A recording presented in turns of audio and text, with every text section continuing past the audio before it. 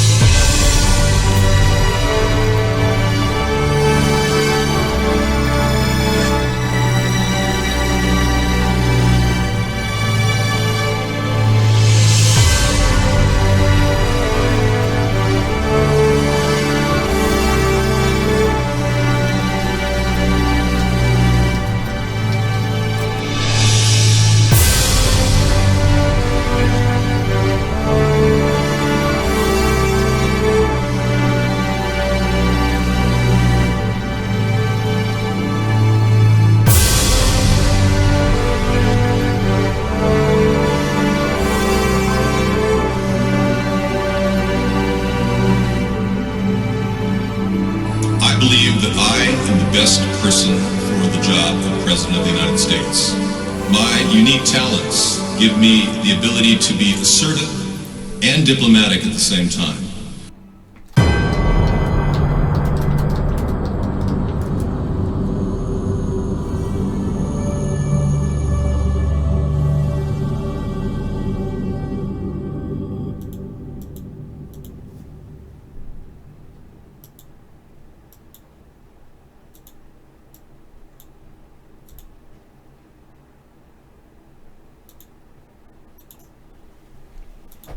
Good evening, everyone.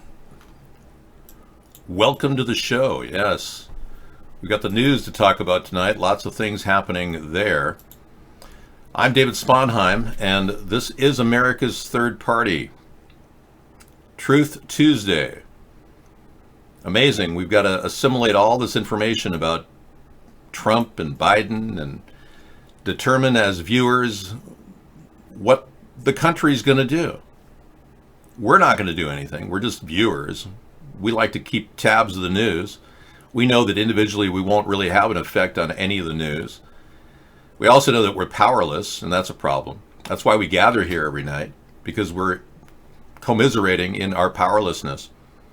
The Democrats have proven to be wasteful in spending, and Biden definitely engaged in something with the former Ukrainian leaders. And now we're dealing with Trump doing the same thing. And now questions about impeachment have finally come to the forefront. Judge Napolitano, an expert on Fox News, has said that Trump has admitted committing a crime and talking with Ukraine. And I agree with Judge Napolitano. He came on Fox and talked to the people. Here he is. We've had lots of busy news days, but getting a principal opponent's son thinking to himself it's going to help his campaign. The whistleblower first reported the president's action and unspecified other actions. It's not just about this phone call. According to reporting, there's more. Right. First reported that through proper channels. The Inspector General deemed that information credible and of urgent concern. Rather than take that complaint to the Congress, the Inspector General went to the administration for guidance, and the administration blocked its transfer to the Congress. Is that a problem legally? Yes, the administration is on very, very thin ice on the grounds on which it blocked it for two reasons. One, the statute says the Inspector General, if he finds the complaint to be credible and urgent, shall, not may, shall share it with the Gang of Eight. The Gang of Eight is the bipartisan leadership of both houses of Congress and the bipartisan leadership of both intelligence committees, the one in the House and the one in the Senate. He didn't do that. He got a cockamamie, I'll tell you why I say that in a minute, ruling from the Justice Department that he didn't have to bring it. The ruling from the Justice Department says, well, wait a minute.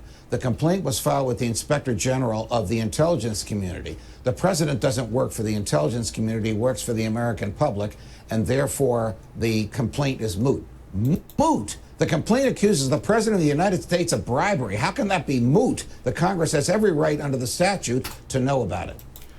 Exactly. Now, if there's bribery involved with Ukraine, and we know that that's very possible, then that's definitely an impeachable offense.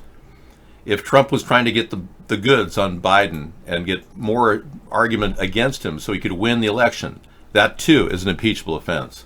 Is Trump right about Biden doing this exact same thing and admitting it?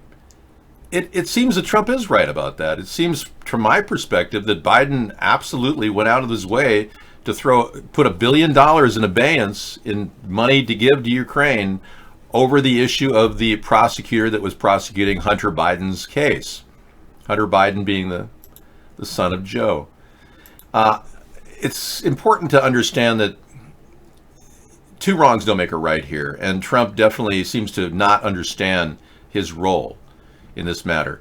It's a shame that he doesn't have good advisors, but he got rid of all those advisors. He kicked him out. He's got the group of musical chairs, the acting this, the acting that, and he doesn't have any good advisors. So it seems that Trump is kind of on his own now. Now that he's fired, 43 people from office simply because they disagreed with him. I mean, that's got to be the biggest deficit he's got. He doesn't have qualified people working for him anymore. It seems like he's got the Irish mob working for him. Everybody's Irish. It's like there must be one hell of a St. Paddy's Day coming up at the White House. I think Trump is going after Hunter Biden because the Dems went after Trump Jr.'s Don and Eric. That's okay, yeah. But the Dems didn't really follow up on Don Jr. and Eric. Remember, Don Jr. escaped scrutiny. He flipped his testimony. He should be looked at again. And especially if this impeachment goes forward, the fact that, according to Sarah Huckabee Sanders, Trump weighed in on talking to Donald Trump Jr. during that time period. And he changed his testimony. He said he was meeting the Russian woman, the lawyer, and her role is to end sanctions. That was her primary role. He was meeting her to deal with Russian adoptions, he said, and then he changed his testimony to, he's meeting there to find out dirt on Hillary, emails on Hillary. That's just total witness tampering. I mean, it's ridiculous that Trump is getting away with all of this stuff. So we have to look at all the things he's done in completion and analyze and run it under the barometer for impeachment now. And Nancy Pelosi has said that she's going to pursue impeachment. Yeah, so finally, I've been wondering when this was going to happen. Pelosi announces impeachment inquiry into Trump as pressure grows over alleged abuses of power. But then Kevin McCarthy speaks up and talks about it. There's a video here we'll play later. Kevin McCarthy speaks up and acts like Trump's done no wrong. Before he even got elected. They have voted 3 times on impeachment on this floor. Twice they voted before one word of the Mueller report came back. Our job here is a serious job. Our job is to focus on the American public. You know, ironically, this is the man that spoke to the news about a meeting he had with Paul Ryan prior to the election in 2016. Kevin McCarthy's on record, on audio, saying to Paul Ryan that he believes that Trump and Dana Rohrabacher are owned by the Russians. Now he's defending Trump as though Trump has done nothing wrong. So he's flipped his testimony right there, right in front of us. Now all we have to do is hold that audio clip he made with the former Speaker of the House, Paul Ryan, and bring it to the attention of the officials. We can just roll him over too. He even admitted that Trump is working for Russia prior to the election. Anyway, moving on. The U.S. state of Massachusetts has banned all e-cigarettes. It's a slippery slope, folks, when you see dictatorial communist states like Massachusetts start imposing their will upon everything. I told Sarah, it's not just Fruity Vape. They're going after all vape e-cigarettes because they want revenue from cigarette companies. They don't want revenue. They can't get revenue from vaporizers, and people save a lot of money on vape cigarettes, or vape e-cigarettes they call them. They're not cigarettes at all. I don't have a problem with vaping. I think vaping is a lot healthier than smoking cigarettes. They want to make it so that more people smoke cigarettes now so they can get more revenue. These Massachusetts, Michigan, Illinois, California, Oregon, Washington, they're all so democratic because they've all been leaning on that revenue from cigarette sales, and they haven't gotten it. So I'll talk about that in a bit, I guess. But what are the criterias for Trump to be impeached? One, that he cheated in the election. Well, according to Mueller, he knew about the Russians' involvement prior to the election and didn't even tell the FBI. That's cheating. Just start there, and we can work our way past that. All kinds of other misdeeds too, saying he didn't work for business, didn't do business with the Russians when he was doing business, and offering a $50 million penthouse to Vladimir Putin in the Moscow Trump Hotel if they built it. That's a lie. And then misuse of power, obstruction, like telling Dan McGahn he can't testify about whether Donald Trump asked to remove Mueller during his tenure.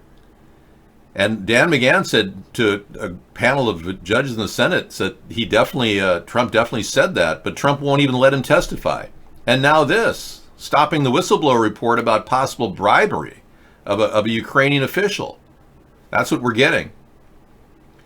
Lots of allegations. And you know, I brought up the bribery charge earlier, and I'll mention it again.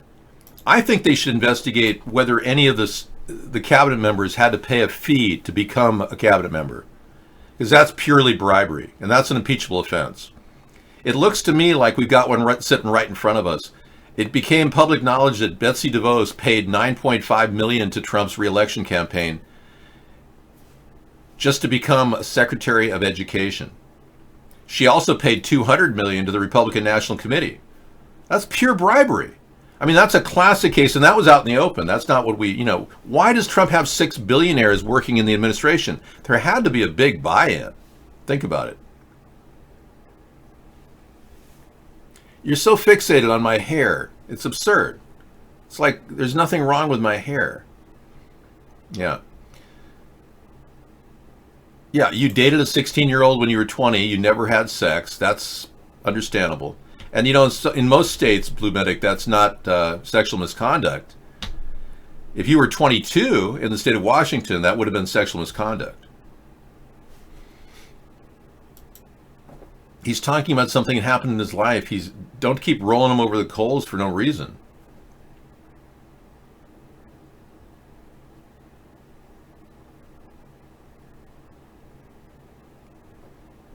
Yeah, he had dated a 16-year-old when he was 29, he said.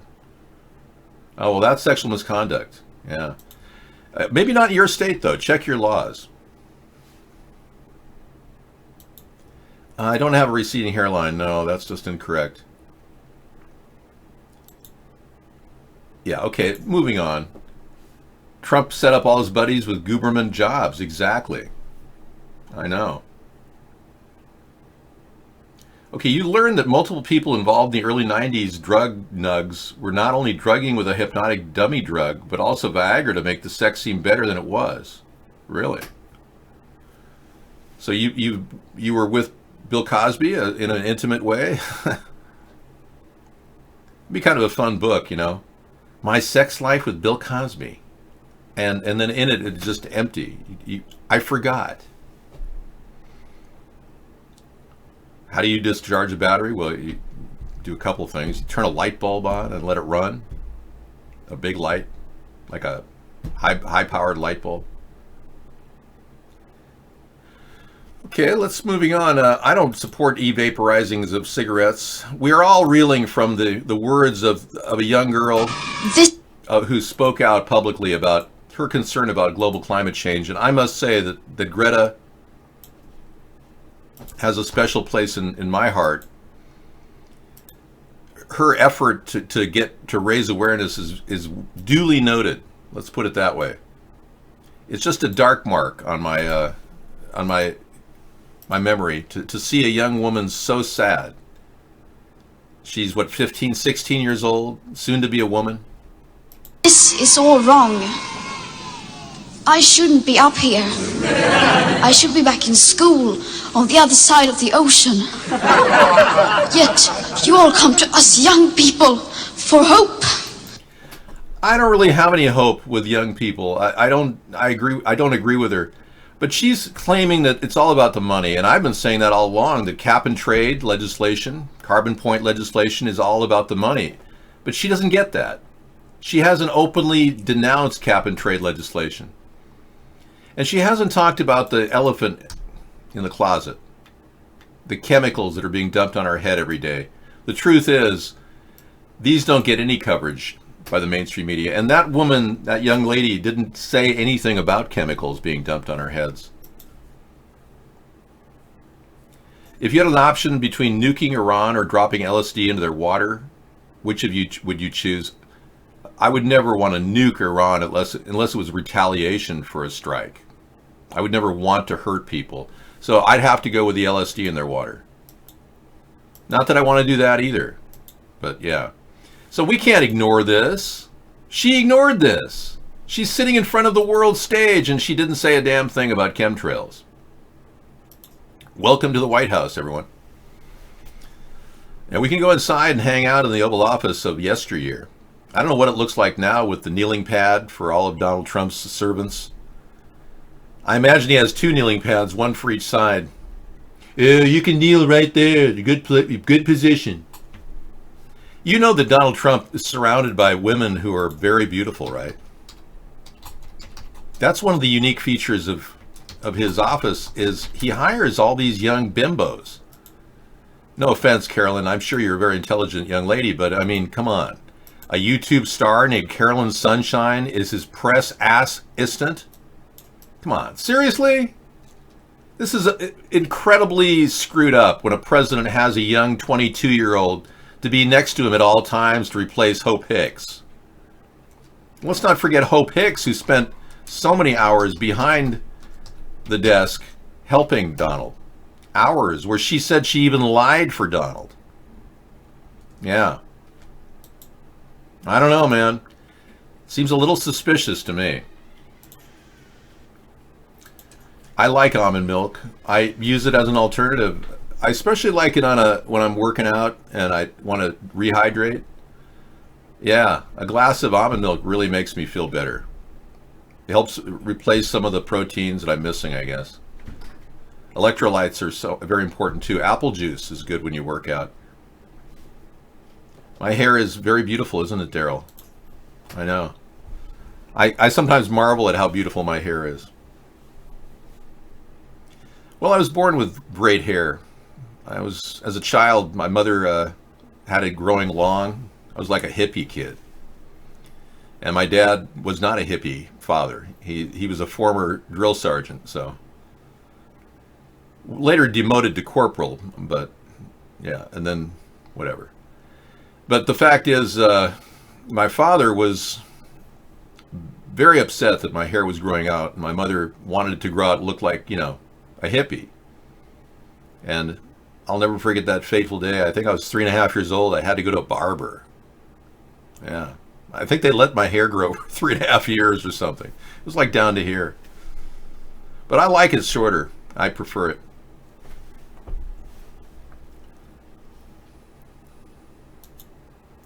So her concern is my concern.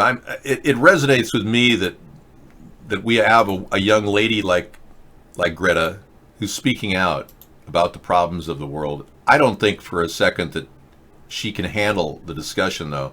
She doesn't have all the facts.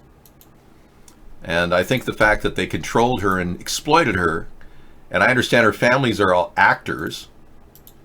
She's the daughter of Olaf Thunberg and the granddaughter of Olaf, also an actor, daughter of Milena Ehrenman and Svante Thunberg. So she's got some actors in her category, and she even is an actress. She has a bio sheet. She's been an actress. So using her, exploiting her to get this message across is not exactly the coolest thing. And that's exactly what the Germans did. They put girls in front of the public, and especially girls with little ponytails from Germany that look just like her, to push their commie message, their Nazi message. And here she is being exploited by the very same people that are pushing climate change issues and cap and trade.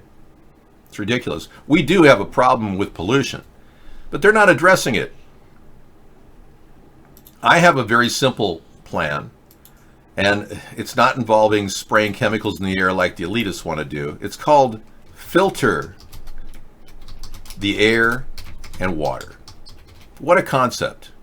A very simple plan that could easily work, but yet for some reason our leaders have never ever seemed to commit to that.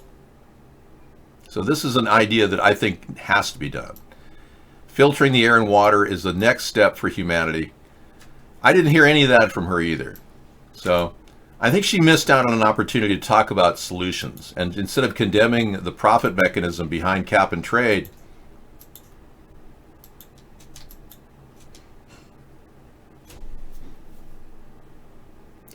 that young girl was basically flaunted in front of the people like Hitler did with his little Nazi youth.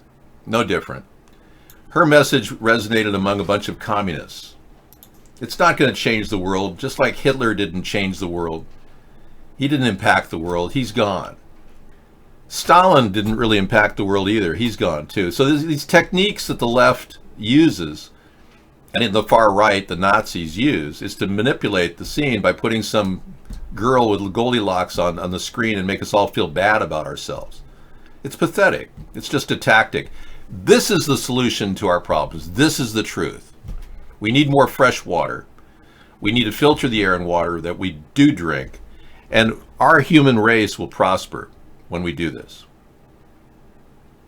Yeah, if anything, it had a negative impact. I wasn't using canned laughter. That was the only clip I had from the speech. This is all wrong. I shouldn't be up here. I should be back in school on the other side of the ocean. Yet you all come to us young people for hope. We have every right to use canned laughter behind her statements if she's going to accuse everybody of being an awful person, which she's doing. Now, I understand she's mentally ill, suffers from Asperger syndrome, as well as severe depression. I would urge her parents to get her the help that she needs instead of the mother, who's obviously been involved in some activities herself.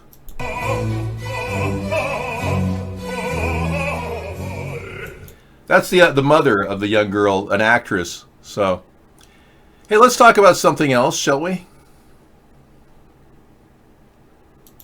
Let's talk about a young up-and-comer named Lindsey Boylan. She is going to be taking on Nadler in his local race in New York. You know, the guy who started the impeachment process? Yeah, let's talk about her in just a second, though. Children, notably Nordic white girls with braids and red cheeks, were often used in Nazi propaganda. An old Goebbels technique. Looks like today's progressive left is still learning its game from an earlier left in the 1930s. Look at that. Wow, they're like cousins. Hitler's use of the girls with the braids and this young girl. So as much as your concern about the environment is real, and mine is too, this needs to be discussed. And we have to talk about chemtrails. We can't just ignore those issues. Okay, let's listen to her. And she's got a few videos out talking about her attempt to bring back what she thinks is clarity regarding the impeachment process. And I think getting honesty in government is important. She's a new up-and-comer in New York that's going to take on Nadler. I'm Lindsey Boylan, and I'm running for Congress. I'm a mom, the daughter of a Marine from Queens, and a lifelong public servant.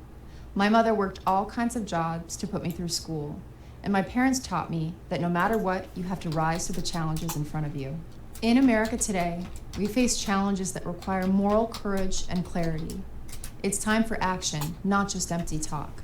As a public servant for New York, I led the state's job creation, helped lead the fight for $15 minimum wage, been a strong advocate for paid family leave, helped secure hundreds of millions of dollars for public housing in New York City, or NYCHA, and led the state's efforts in providing assistance for Puerto Rico recovery after Hurricane Maria.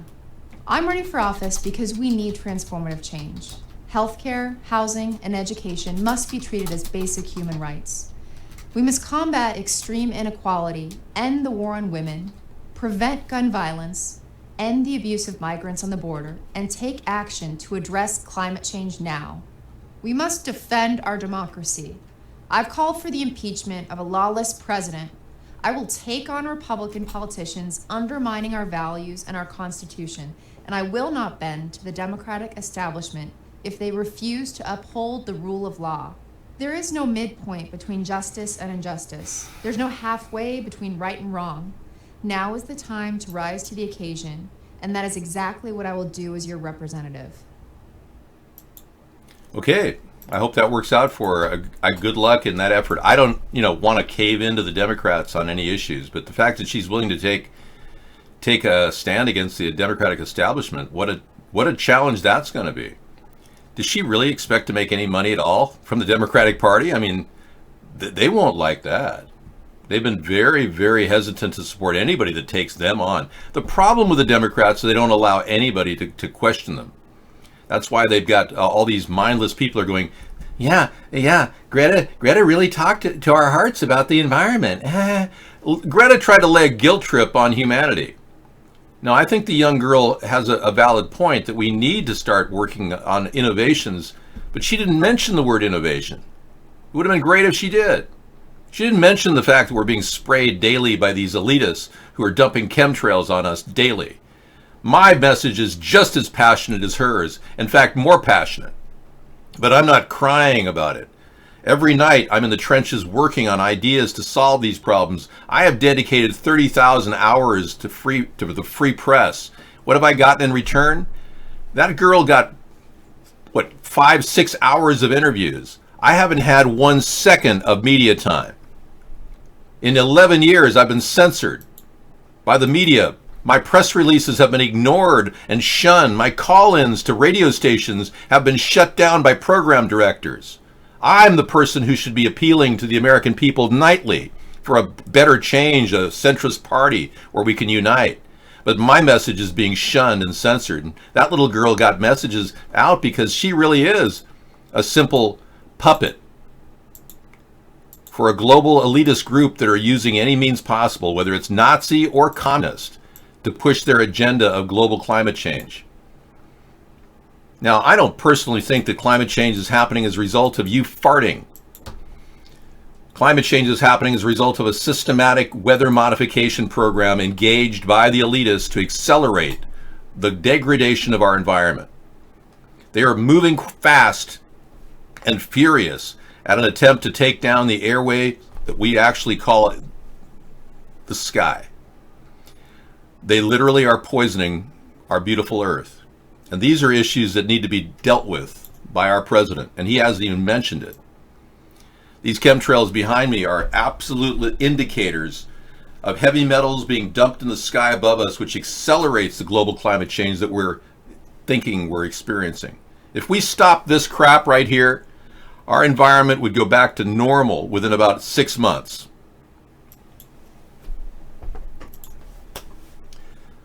All right. Yeah, every show is documented. We record everything in perpetuity. I record every show. I can't do a live show. They would not listen to my appeals, and I was gang stalked on YouTube. Oh, I've been swatted, gang stalked, doxxed. They pay people heavy amounts of money to censor me on a nightly basis, and somebody comes in and says, that little girl had more time in front of everybody than you have with your 16 viewers. Do you really believe that I've got 16 viewers? iVlog was bought off a long time ago, buddy. When we first started, guests were wide open in this chat room. Anybody could come in without signing in to the iVlog program. Now, ever since we had a huge rush of guests come into our show, all at once, they shut down the guest access. And now you have to actually have an email address to become a guest at iVlog. I've seen the same changes happen at iVlog that happened at Vaughn when my numbers were skyrocketing. The very same things. Shutting down guest chat is just one of the symptoms of the censorship. I believe that Mark bought iVlog. I'm fairly sure he did. I remember when the offer was made and they changed their entire approach. No one knows who iVlog is, who the owner is at iVlog. So it's very suspicious.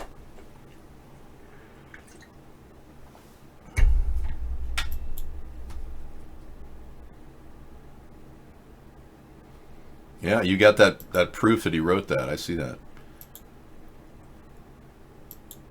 The Greta guilt trip, yeah. You know, Bernie Sanders is also whacked. They want to continually, charge lots of money to rich people. And, I understand that rich people should pay their fair share of taxes. Amazon didn't pay any taxes last year. But this is ridiculous. He wants to get $9 billion a year from Jeff Bezos in what he calls wealth taxes. Bernie does. That's criminal usury. I mean, that's crazy. I mean, he's trying to pull more than half of Jeff Bezos' profit out of his pocket. That's not something we should do.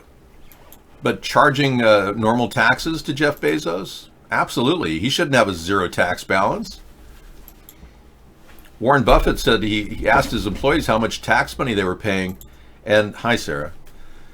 Warren Buffett said, how much are your taxes? And they said, well, we're paying like 23 to 34%, sir. And he said, well, I pay less than 17%. And I have tax shelters that makes me not even pay that. So Warren Buffett, he's aware of the inequality that Trump created. Trump gave a $5.5 trillion tax break to the rich. He and the Republicans. We'll be paying for it over the next 10 years. But will we make it up by charging $9 billion to Jeff Bezos? No, not likely. Okay, so my mantra is filter the air and the water to correct the climate change issues that we have. Stop chemicals being dumped in the sky. Those are mantras that you can actually sink your teeth into, not some guilt trip that some little girl's talking about. So Sarah is here and she was ready to give you her time. Not really. iVlog doesn't really have an open owner. There's no one who actually we can say owns iVlog. Unless it's Mark. Well, there was some guy named Cream that... Yeah, he goes by a name Cream. I mean, he goes by the name Cream, but no one really knows who Cream is, and he's never publicly been known by anyone. So I'm going to assume that Mark bought iVlog because he has a ton of money. Mark is floating in capital. He's got nearly $1 billion from censoring us, from what I've heard. Okay, Sarah's going to come into the show and give you guys her opinions. Not much to talk about. The impeachment is starting, according to Nancy Pelosi. So she must have heard my message last week when I said we need to start ramping up an impeachment. And now the message is out. Everybody's agreeing that Trump is violating laws, and he openly admitted it.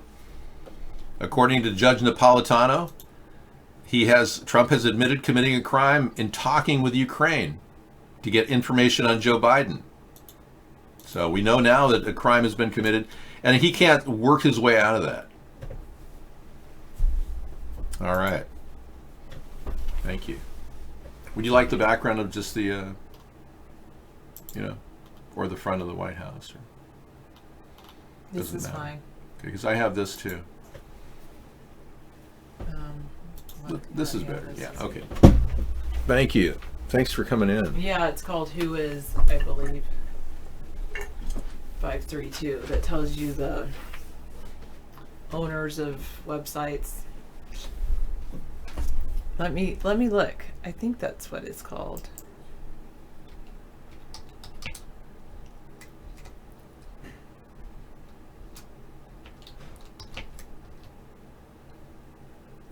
Yeah, domain tools. Who is lookup domain availability and whois.net.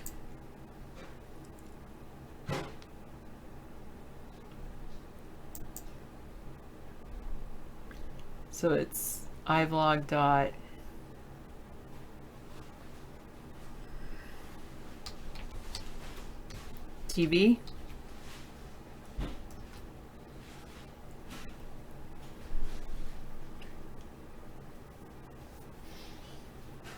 Enom.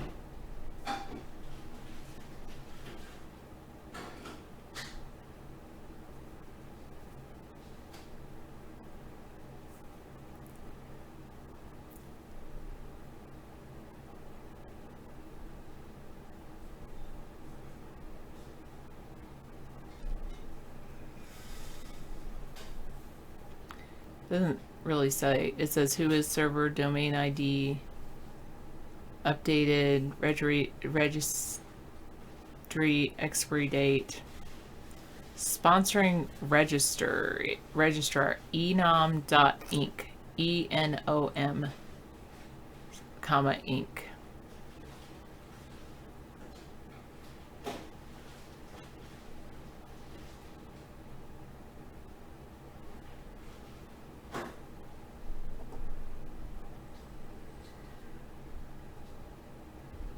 Well, let me look up the whois.net.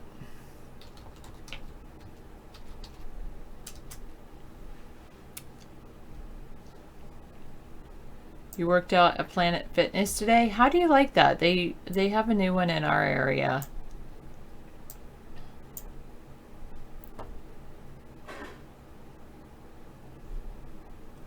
I hope so, Joe. Joe Pesci says, Happy Impeachment Day. One can only hope. It's awesome. Good.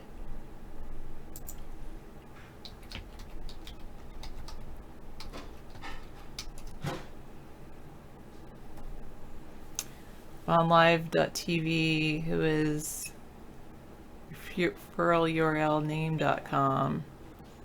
Sponsoring registrar name.com Inc.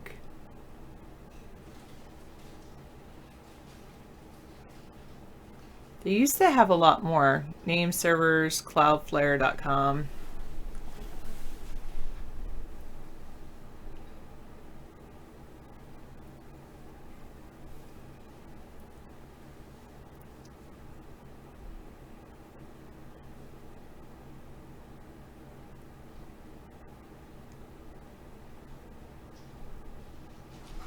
But it's definitely not the same sponsoring registrar. iVlog and OnLive. Is it iVlog.tv?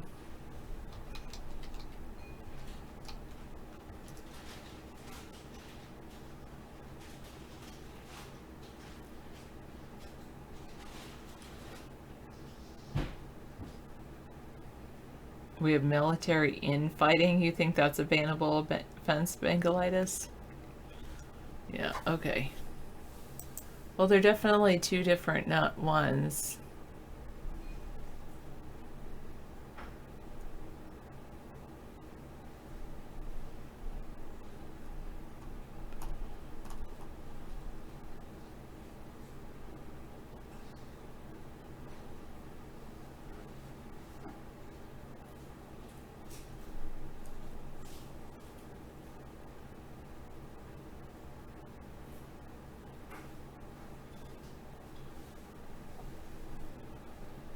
Okay. You're watching videos. Sounds good.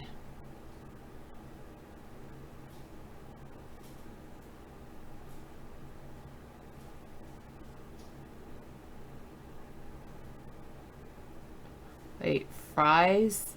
I Love Fries is Jackson. Wait, who's Jackson? No, Xenu, I don't think I have the body for that.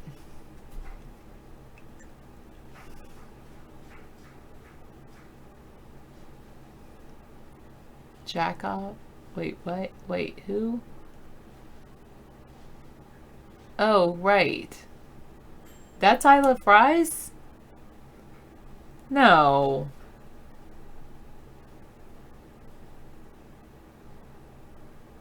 No. Really? I Love Fries, is that you?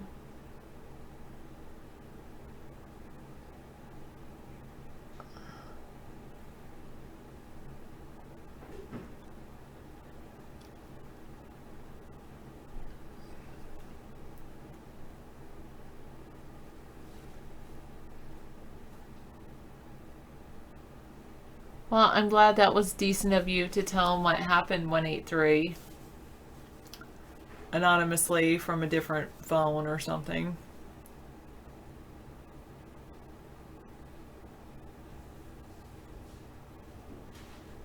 Yeah.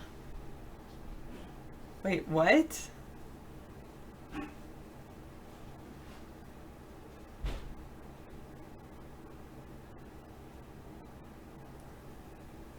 whatever happened to pumpkin spice? Well, there's a lot of pumpkin spice going around. I think they're talking about, I think, pumpkin spice lattes and pumpkin spice, all kinds of things.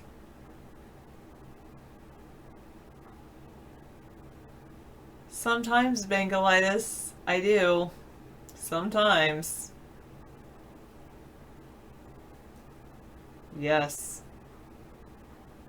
I do. Oh, that's so weird how David has this transparency thing happening on this background image. And so then he has like two background images, the Oval Office behind the White House. So you get this wild, like, Oval Office effect up here, and then the White House is kind of interesting. Oh, sometimes, Mad Dog, sometimes.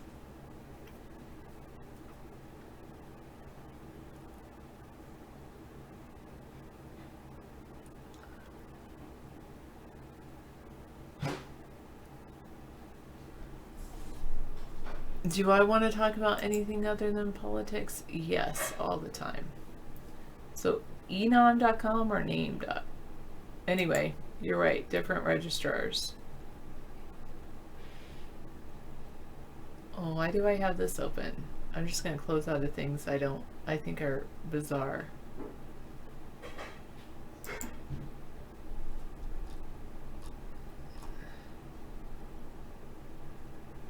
Good. She announces the opening of a formal impeachment inquiry. It's about time.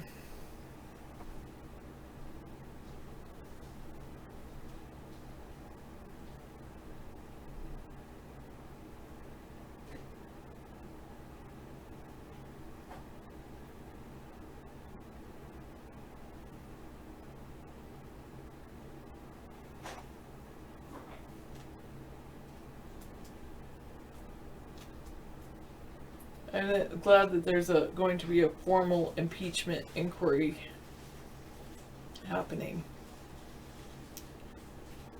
Yay. Alright, I guess I should go through David's links.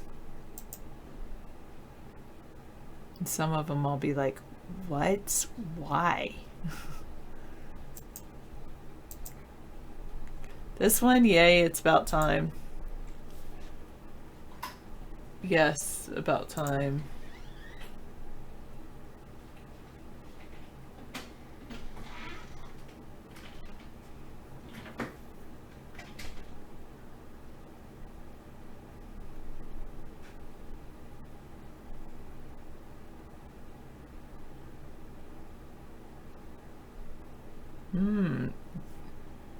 So Judicial Watch, a federal judge grants new discovery to Judicial Watch on Clinton email and Benghazi scandal. The court wants to shake this tree on Clinton email records. A new witness testifies today.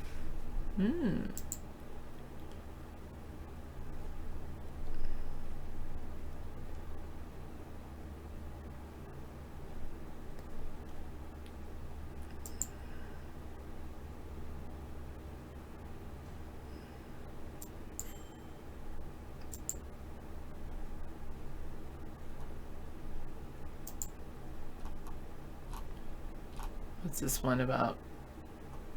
Fox News. Joe Biden was very dishonest what he did. What he did is he said, if they don't do this or that. Fox News legal analyst says Trump call with Ukraine leader could be more serious than what Mueller dragged up.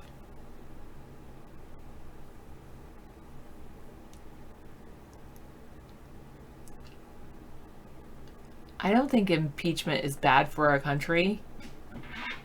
I think impeachment is exactly what we need. Exactly what we need.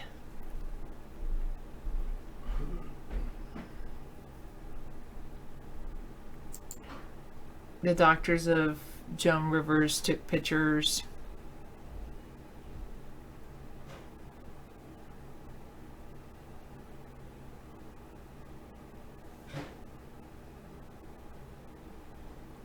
I don't think impeachment will not tear our nation apart. I think people will come to realize that the majority of people want impeachment.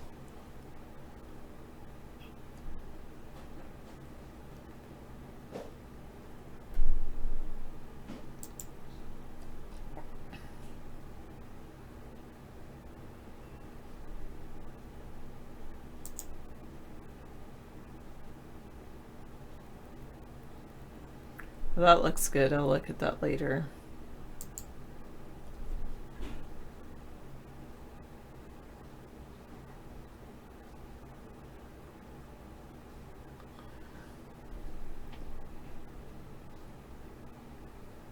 Yeah, I disagree. Most people that are okay. I won't speak for the nation because I am not everyone in the country, so I can't speak for the nation. I want impeachment.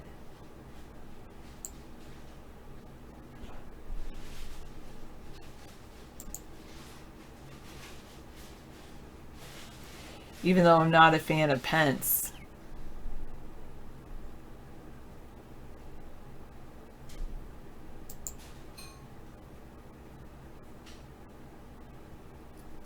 Well, calling me a name just because I want impeachment. I don't like Joe Biden. No, Drag King. I haven't seen Greta's video, so I don't know if I can imitate her or personate her.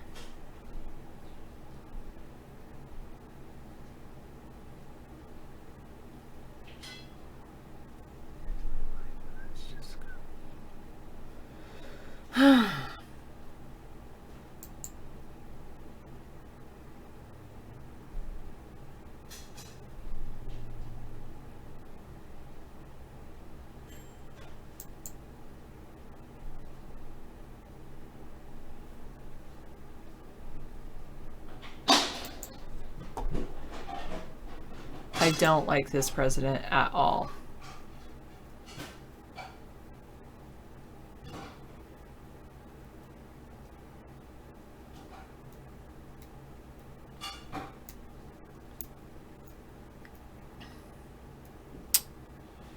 I haven't done enough research on them, but so far, I would say the one... Actually, I would say... just a minute.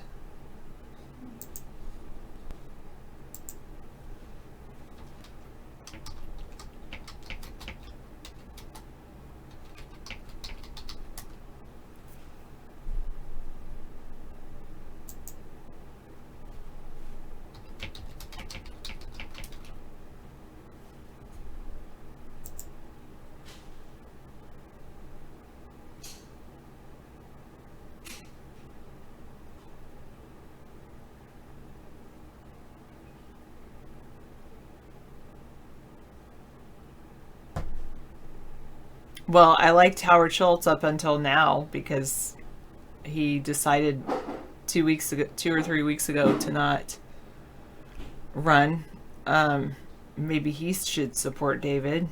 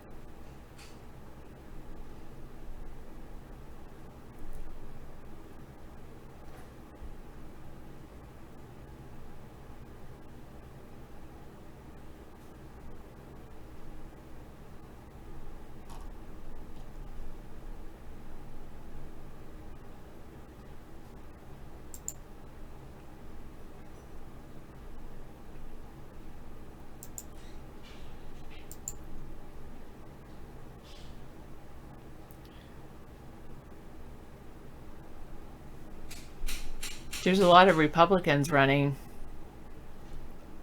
for president.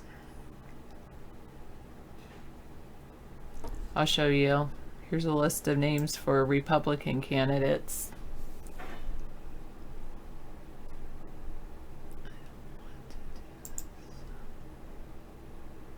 All of these were Republican.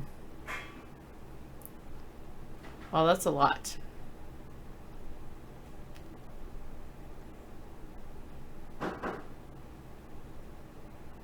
A couple Reform Party candidates.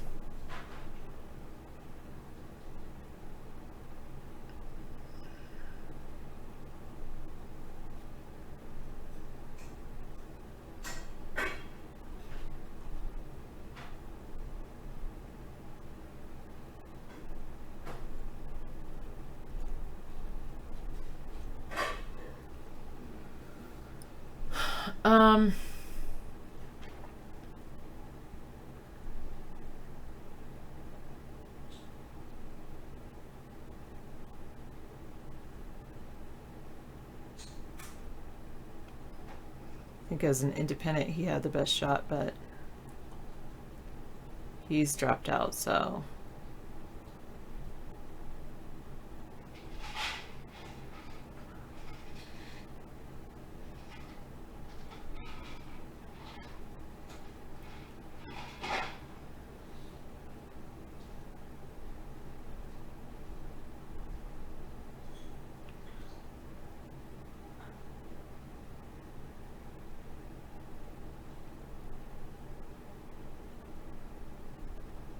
yeah, I haven't. I mean, I support David Sponheim.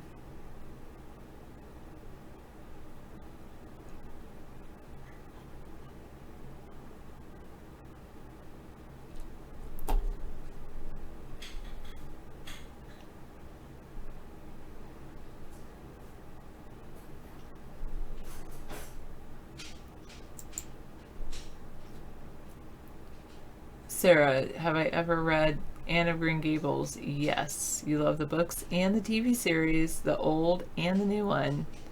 And with an E. I like that too, 532. Actually, I had this book that Anne of Green Gables, like the whole series. My aunt gave it to me in a big bound volume. And it had like a paper, it was nice hardcover, but it had this like paper sleeve. I wanted to relax and read in the tub, and I drew myself this nice bubble bath, and it was like I don't know, maybe I was, how old was I? 14 maybe? Maybe not, because I was actually over there. So that would make me like 4th or 5th grade. So then I would probably be, maybe I was like, yeah, maybe I was only 10. But anyway, yeah, maybe I was only 9 or 10. But I drew myself a bath, and I was going to read in the bath, and then I didn't realize that the paper sleeve wasn't taped down, and I went to open it, and the book just fell in the bathtub. Fell out of the paper sleeve into the bathtub. I was like, oh no! And I got out of the bathtub really quick. I think, well, it was all in the bathtub by then. The paper sleeve wasn't wet, but I was like, help me, Mom, what can I do? I went and saw my mom, and my mom, she's like, well, I think what we could do is turn on the oven. I was like, what? You're going to cook my book? And so she's like, very low heat, and we turned it on, and so my book that was like this ended up like that because it was all the crinkly pages. And I still read it, and I still love that book, but it was one of my favorite books. I remember in it, it talks about kindred spirits, and one of my kindred spirits in life was David's father. When I met him, he and I were, that's the best word for it, kindred spirits. He was a teacher. I later became a teacher. He kind of encouraged me to become a teacher. And we had a lot of the same viewpoints, that we liked some of the same shows, and we had just amazing conversations. They were so good.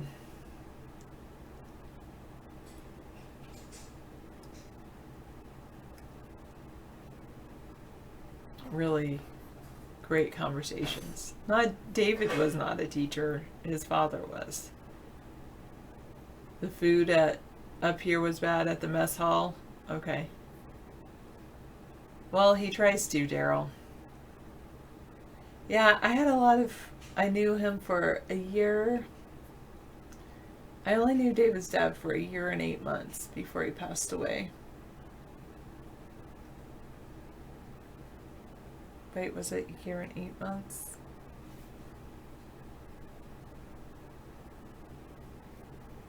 Close to it. Maybe 2 years.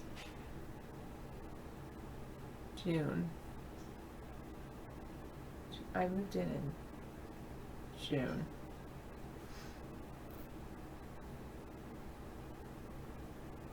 I knew his mom for a year and it was his mom I knew for a year and 8 months. His dad almost 2 years.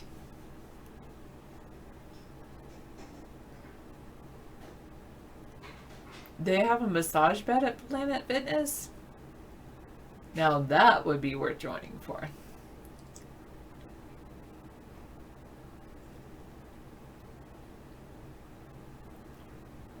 Huh.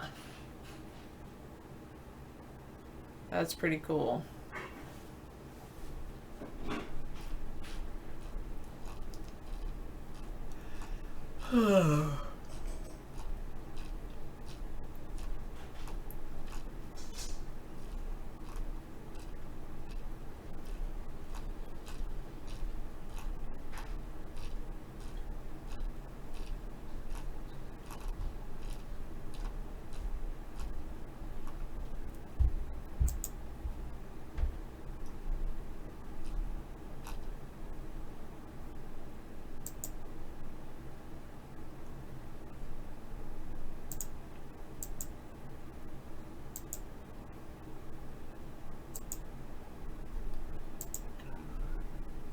Okay, let me see.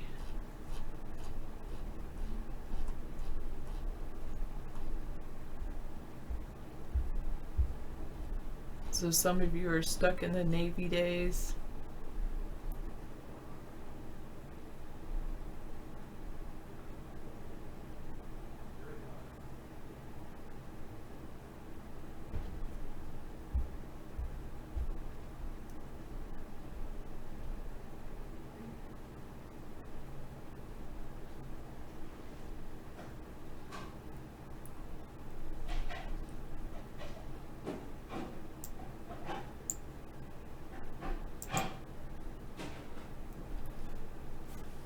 Anyway, yeah, lots of good memories. Good memories of Anne of Green Gables. Good memories of, and I loved like the whole reading about how she had this brooch, and I loved Anne of Green Gables. I'm gonna have to watch. I think when I first saw it on Netflix, they only had a few episodes, the newest one, so I might have to go see if they put in more episodes.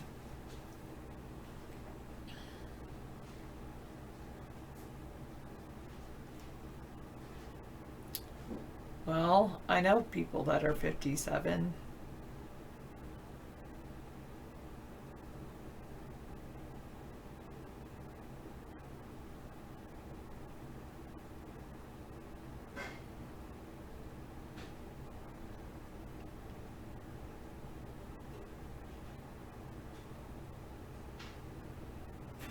Or older than 57.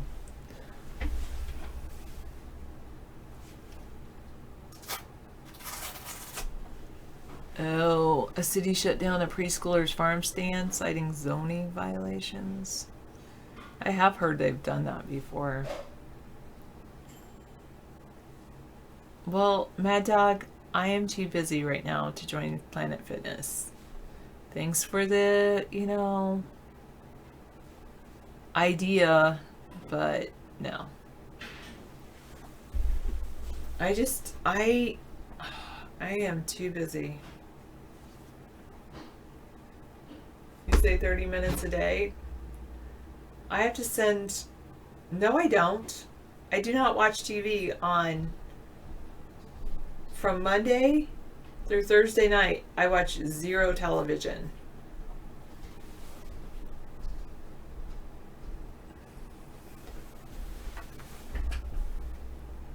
Really, I watch zero television. And today I was at work until 6 o'clock. And the only reason I was at work till 6 o'clock is because I have a helper coming in to do some of the work that I would like to do, but I feel like I don't have enough time. So I have a volunteer coming in. And so I was making sure I had everything laid out for the volunteer to do and making a list of things for the volunteer to do.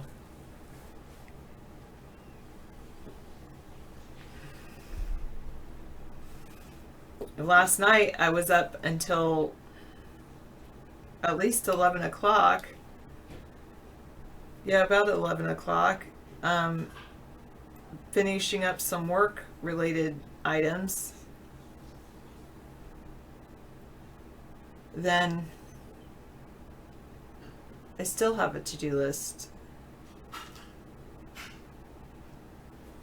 I was going to go work in my garden for like 10 minutes after school because it was a really nice day out, and I didn't even have time to do that.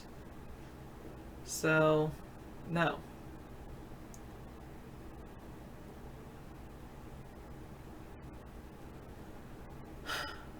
I won't be... I mean, you could say that I spend an hour a day on this show, and I could say you watch the show for, however long you're in this chat room. That's, you have more time to do. This show isn't like, with David's dedication to this show, it's one more obligation. I never will, Sammy. Thank you. I won't even do it then, Dry King. No, David's not going to hire another fill-in. Neither am I.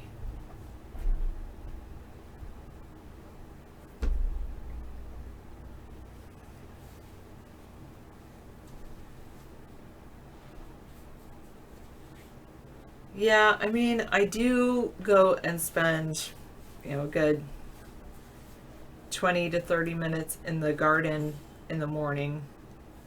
That's really just dumping the compost from the previous days and from the previous day, cleaning out the compost bin, trying to get the kids to do a little bit of gardening, but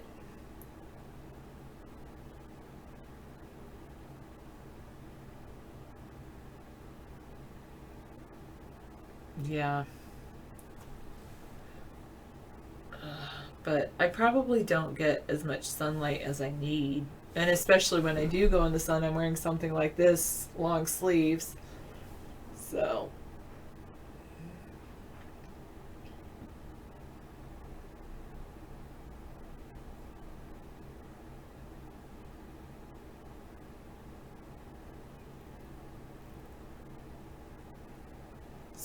Sunlight is a good mood filler. I agree with that. I do once a week. I take the kids outside and we do what I call Thankful Thursday, where we have like a class meeting outside in our outdoor classroom. And I pass a rain stick around and all the kids say something that they're thankful for. And they can say, I'm thankful for whatever. And then we also ask if anybody's having any problems.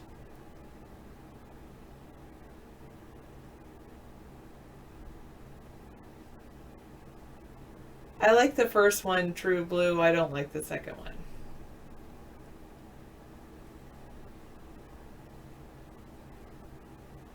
sunlight helps you sleep better. Okay, good to know. Well, just as much as I love all the chatters, I adore adoration.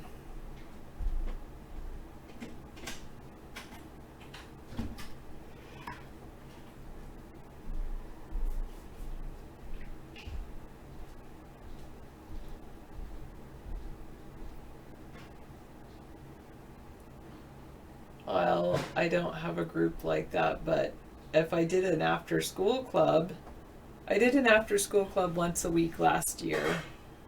Every weekend I did have the kid with the students, and I did have them cleaning out the garden beds and prepping things and working, and I was pretty amazed at how well they worked and how much they got done in a short amount of time. And I have thought about starting that again, but then, like, I just really need to get my feet under me right now.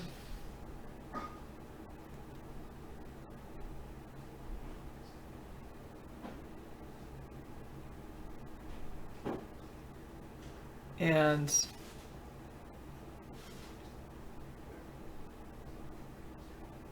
yeah, we don't sit in front of the computer playing video games, really.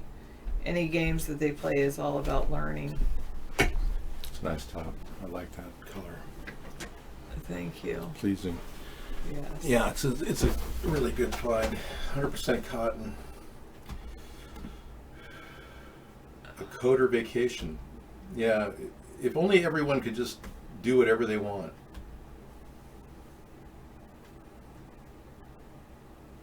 Yeah. I'm not a fan of rayon either. This sweater is all 100% cotton.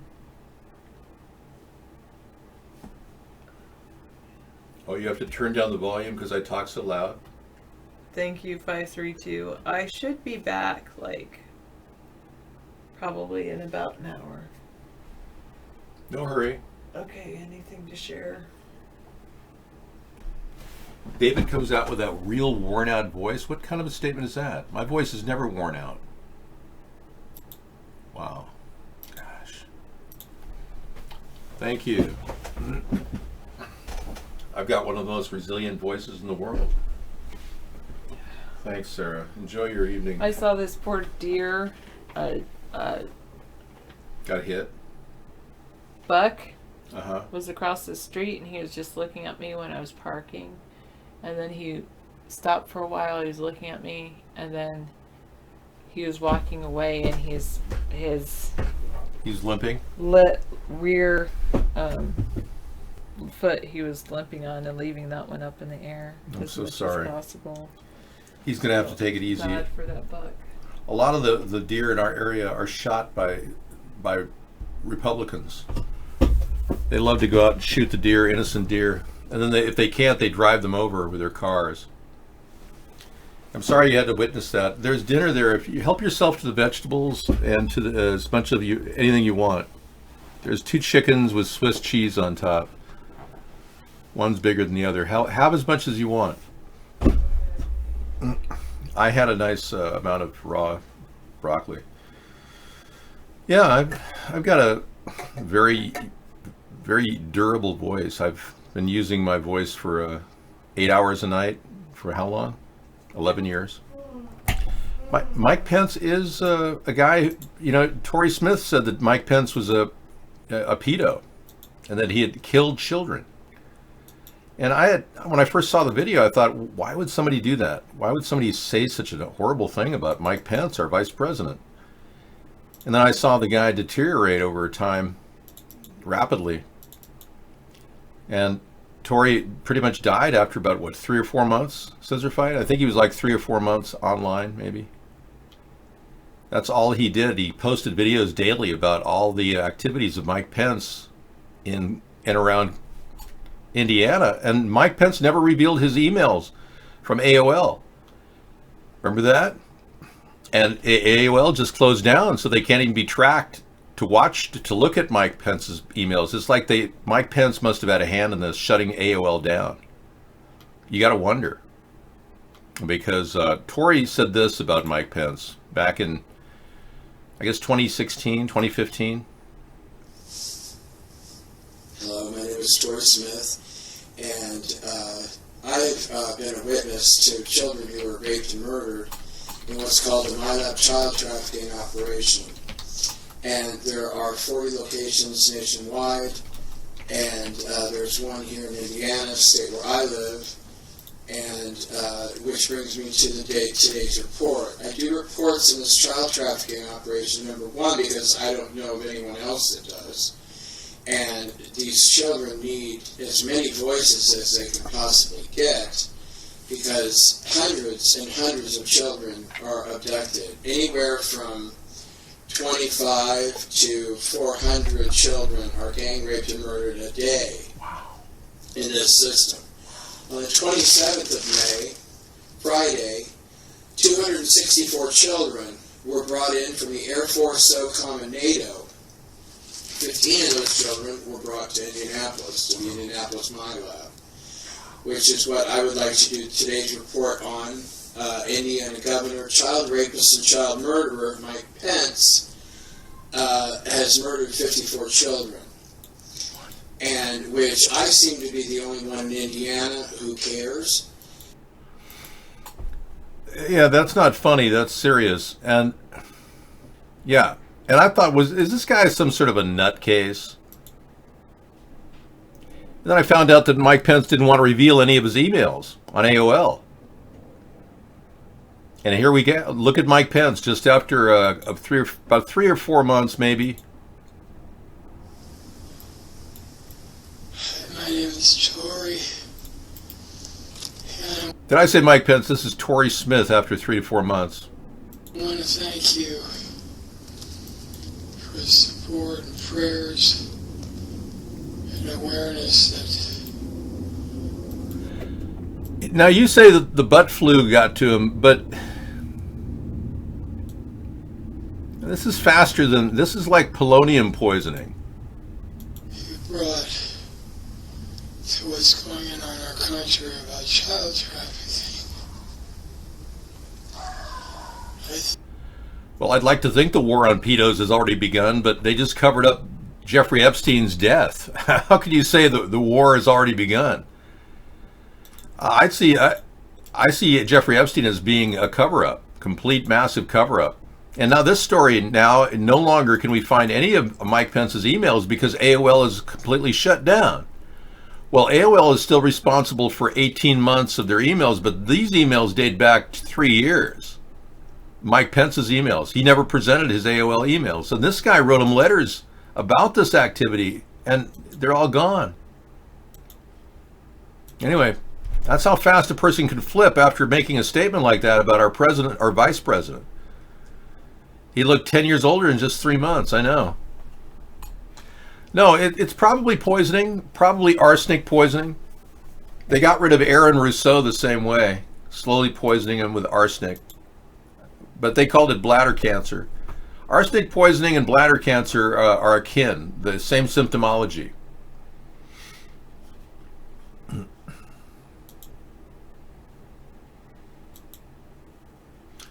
Right, so not a lot of things to discuss. U.S. deploying troops in Saudi Arabia, you know, so what? You know, it's business as usual, really. It's not really a message of war, per se. I'd like to see us moving toward a functional solution to, like détente, maybe a Palestinian state. But not when Donald Trump is completely hog wild about Zionism. That's not helping our country.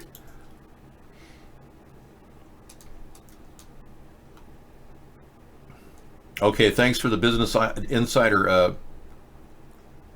Please only use the sharing functionality at the top of the article. These stories are exclusive to our members. Okay. Yeah, AOL and Yahoo plan to call themselves by a new name after the Verizon deal closes, according to the oath. Now, this is 2017. AOL just officially closed their doors. Well, let's be clear. Yeah, they're no longer a business. So AOL no longer really has to have access to any of Mike Pence's emails. They've gone under. In fact, I have a strong belief that the AOL was bought off by the government and the FBI took them over. And then gradually they just shut them down because they weren't getting as many hits as they used to.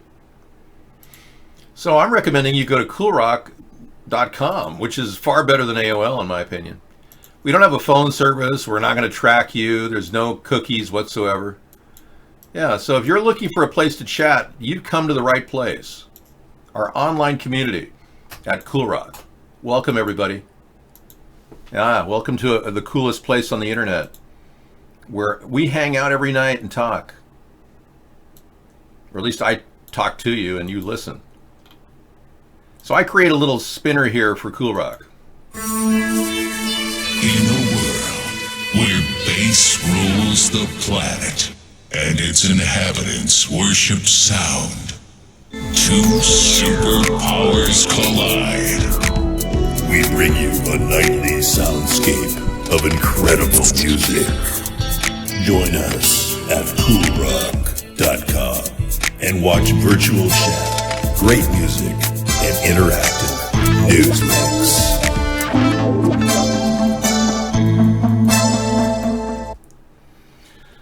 So on this site, we have the YouTube channel, which has 30,000 hours of broadcasting dating back 11 years.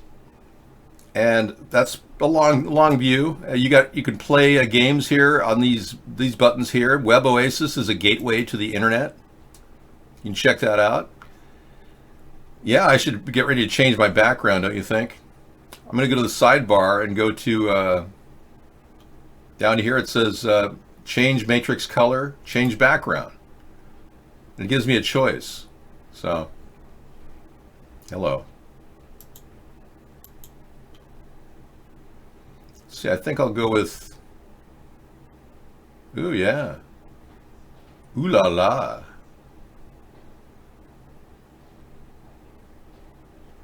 I'm going to go with this one.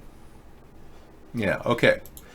And then, of course, each drop-down menu takes you to every different avenue on the internet. Now, part of the reason why Google and Facebook aren't that edgy anymore is because people really want to expand out and look at various things and discover things on the internet. And they want to use their time efficiently. So this is a great gateway to that. If you want to play games, this also has an arcade over here. Click on the arcade button. You can actually play any one of these cool online games. Pinball is fun. Racing is fun. I've tried that a couple times. So if you're bored in the show, you could put this on a side screen and just work with it, you know. Set it anywhere on your desktop. But on Cool Rock, you can also adjust any of these pages. So every page is mobile. This is one of the few sites out there that you can do this.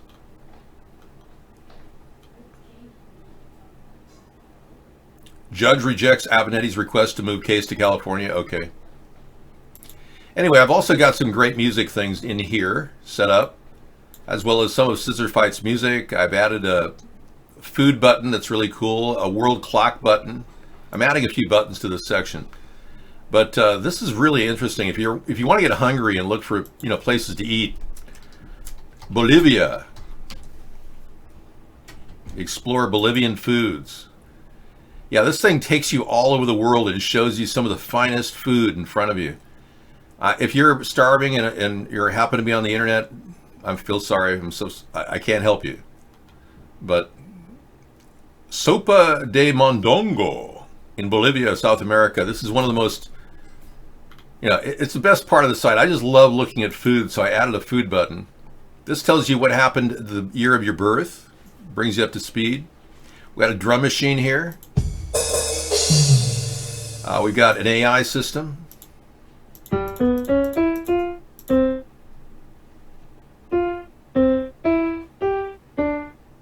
That's the AI talking to me, responding. Lots of fun things. Croutons galore, all kinds of amazing stuff, and news from all sides. And this is a virtual reality tour up here on Mr. Doob, if you happen to check out Mr. Doob. Whoops. And if there's a problem with the screen, just hit refresh up in the upper corner of the browser, and it'll pop right back. If you want to X out anything, you can. So thank you for checking out Cool Rock. I put my chat on there and watch it during the show, so it works for me. Works for me. I knew a guy at a radio station that's all he would say every day, all the time. Works for me. It says not secure because it is not an HTTPS. That's just a bogus barrier they created. Yeah, it's far more secure than CoinHive when you go to Mark Vaughn's secure site and get CoinHive. That's why I keep pop-out chat on the screen. Oh, Dave, you want me to check out his Facebook? Okay, let me do that. Yeah, that's what I want to do. Hey, it's me, Awesome Carl. Yeah, I haven't heard from Awesome Carl in a while. Let's see what's going on with him. Okay, whoa. He's got his acting career going, cover photos, profile, timeline. His wrestling career is in full motion. It's a pretty good bio page, don't you think, Rodney? Yeah. You know what's really weird? This is strange, but we met Carl and in New York, and we drove all the way out to his hometown, and we met him. And Carl actually, he's got a career going. He's IMDb'd. He's doing something with film and wrestling, I understand. But what's really interesting is Carl went to the very same elementary school I went to. Isn't that weird? Weird coincidence. Yeah, he grew up in a small area in Orange County for a while, and he went to that same elementary school I went to. It's like, yeah, it was like amazing. Well, thanks for sharing, Rodney. Do you hang out at his Facebook page just to see what's coming up your way? Candy totally dissed me. She went for Trump, Fat Vinny. Yeah, Candy totally, she gave me a strike on YouTube. She totally denounced the video that she had herself endorsed, and then claimed that there was a strike that I was somehow illegally posting it. No, seriously. That hurt. A strike on YouTube is not something, and I have to go appeal it if they ever were to, hit me with more strikes. It was like boom, boom. We had 2 strikes. A lot lizard hit us really hard with a gang stalking attack, and then Candy did the strike on us. Yeah, and the whole video endorses me, so how can it be something illegal for me to post a video about me being endorsed? I mean, it's absurd. I could take it to an attorney and flip the case in a second. But I'm too busy spraying fruit spray on my face, so I'm kind of involved, if you don't mind. This takes up a lot of my time. Yeah, I thought that was a really low blow. And we never said anything bad about her.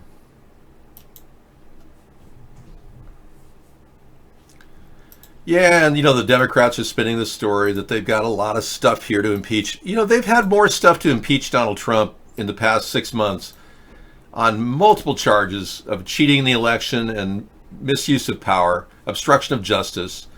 And the legal process that they're trying to employ is over a minor incidental thing, especially considering we had an exact same thing done by Biden. He actually did the same thing. Let me play this for you. It's very good. To its new pro-Western leaders, US Vice President Joe Biden pledged to help Ukraine through the crisis, including an aid package of $50 million. We can help in stabilizing and strengthening Ukraine's economy by helping you withstand the unfair economic pressure being thrust upon you. We stand ready to do that, and I say the American people stand ready. But I'm wondering if the State Department has any concerns or any thoughts about the Vice President's son joining the board of directors of this Ukrainian gas company.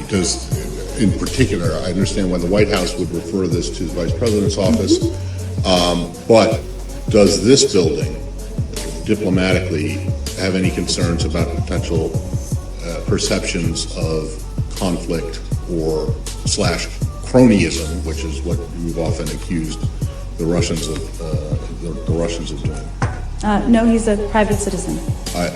Okay. But I was not but it just happened to be that was the assignment I got. I got all the good ones, and so I got Ukraine, and I remember going over convincing our team or others to convincing that we should be providing for loan guarantees, and I went over. I guess the 12th, 13th time to Kyiv, and I was supposed to announce that there was another $1 billion loan guarantee, and I had gotten a commitment from Poroshenko and from Yatsenyuk that they would take action against the state prosecutor, and they didn't. So they said they were walking out to press conference. I said, no, I said, I'm not going to, we're not going to give you the $1 billion. They said, you have no authority. You're not the president. The president said. I said, call him. I said, I'm telling you, you're not getting $1 billion. I said, you're not getting $1 billion. I'm going to be leaving here. And I think it was, 6 hours? I said, I'm leaving in 6 hours. If the prosecutor's not fired, you're not getting the money. Oh, son of a bitch. Got fired. He protected his son Hunter in that same pill swoop. So that is him literally admitting that he was willing to hold $1 billion in abeyance over his son's prosecutor being fired. I mean, this is classic cronyism at the highest level. And yet Biden complains about Trump doing the same thing now. This is absurd. I mean, this shows you the corruption of the two parties, plain and simple. They're cut out of the same cloth, really. They're the same bird flying. One is one wing and the other is the other wing. And the bird is one of corruption, a greedy political monster that we've created as a result of not fixing our political system with a third party over the past 50 to 100 years. When I went to college, I studied all of the progressive movements from the early days of, the modern Whig Party and the progressives, socialists, the free speech movement, the Students for a Democratic Society. And third parties have always been really shunned. And we continue to get this cold shoulder from the media. And it's a resounding statement. We saw a news clip saying that third parties are what people want. More people, like 58% of the country, are talking right now about the need for a third party.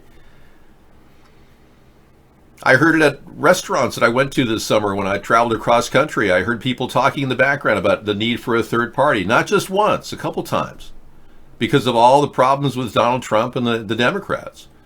And I couldn't just stand up and say, hey, I'm running a third party, because my security was important to me, and we were really kind of on a secure trip, so I couldn't exactly broadcast what I was doing. But yeah, even the campaign finance rules are stacked against the third party. So really the truth is we don't have a shot in hell of actually doing this without a broad base of political support among average people talking about a third party. So I keep doing the show with the belief that the worldwide audience slowly is penetrating back in, and people talk about this and how we've been censored so much.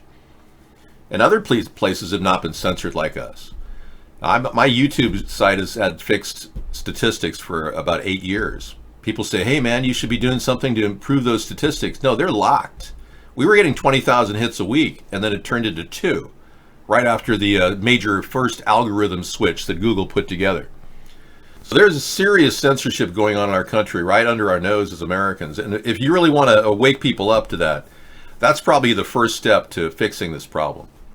Because we don't have a check and balance system on the two-party system, and because a third party isn't even allowed to get into the dialogue to spout out and talk about things that they don't even bring up, like the chemtrails I was telling you earlier, we will never correct the course we're on. We're going to be bouncing back and forth between two incompetent parties that overspend like crazy. They are literally borrowing money to finance the country's operating budget. We are spending over $1 trillion a year on top of what we normally spend. That's why we are where we're at.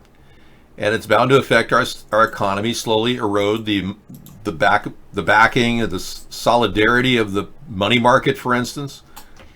That's starting to erode. The Fed had to put out all kinds of money recently just to prop up the money market. But you can see that, here we are heading toward the midweek, and it's not really a relaxed atmosphere. Everyone's very edgy. The stock market's going up and down the bunny trail. We dropped 142 points today, but that doesn't show confidence to me in Donald Trump. But we are flatlining. Let's see where we go tomorrow and find out where the Dow will end. But it's not really even an indicator anymore. And somebody proposed that Ben & Jerry's should come up with an ice cream, and why not follow Nancy Pelosi's effort and call it Impeaches and Cream? Yeah. Why not? You know, do something different, Ben and Jerry. Do it for the Gipper. Do it for the president. At least give him that much. So this technique that they've got of putting this young woman in front of everybody is exactly what the Nazis had during the 1930s. And making her appeal to all of us sound like a guilt trip on acid. You got to wonder, you know, this girl seems so upset that it's hard to believe that she gets that kind of play. But she did. Last night we did a video about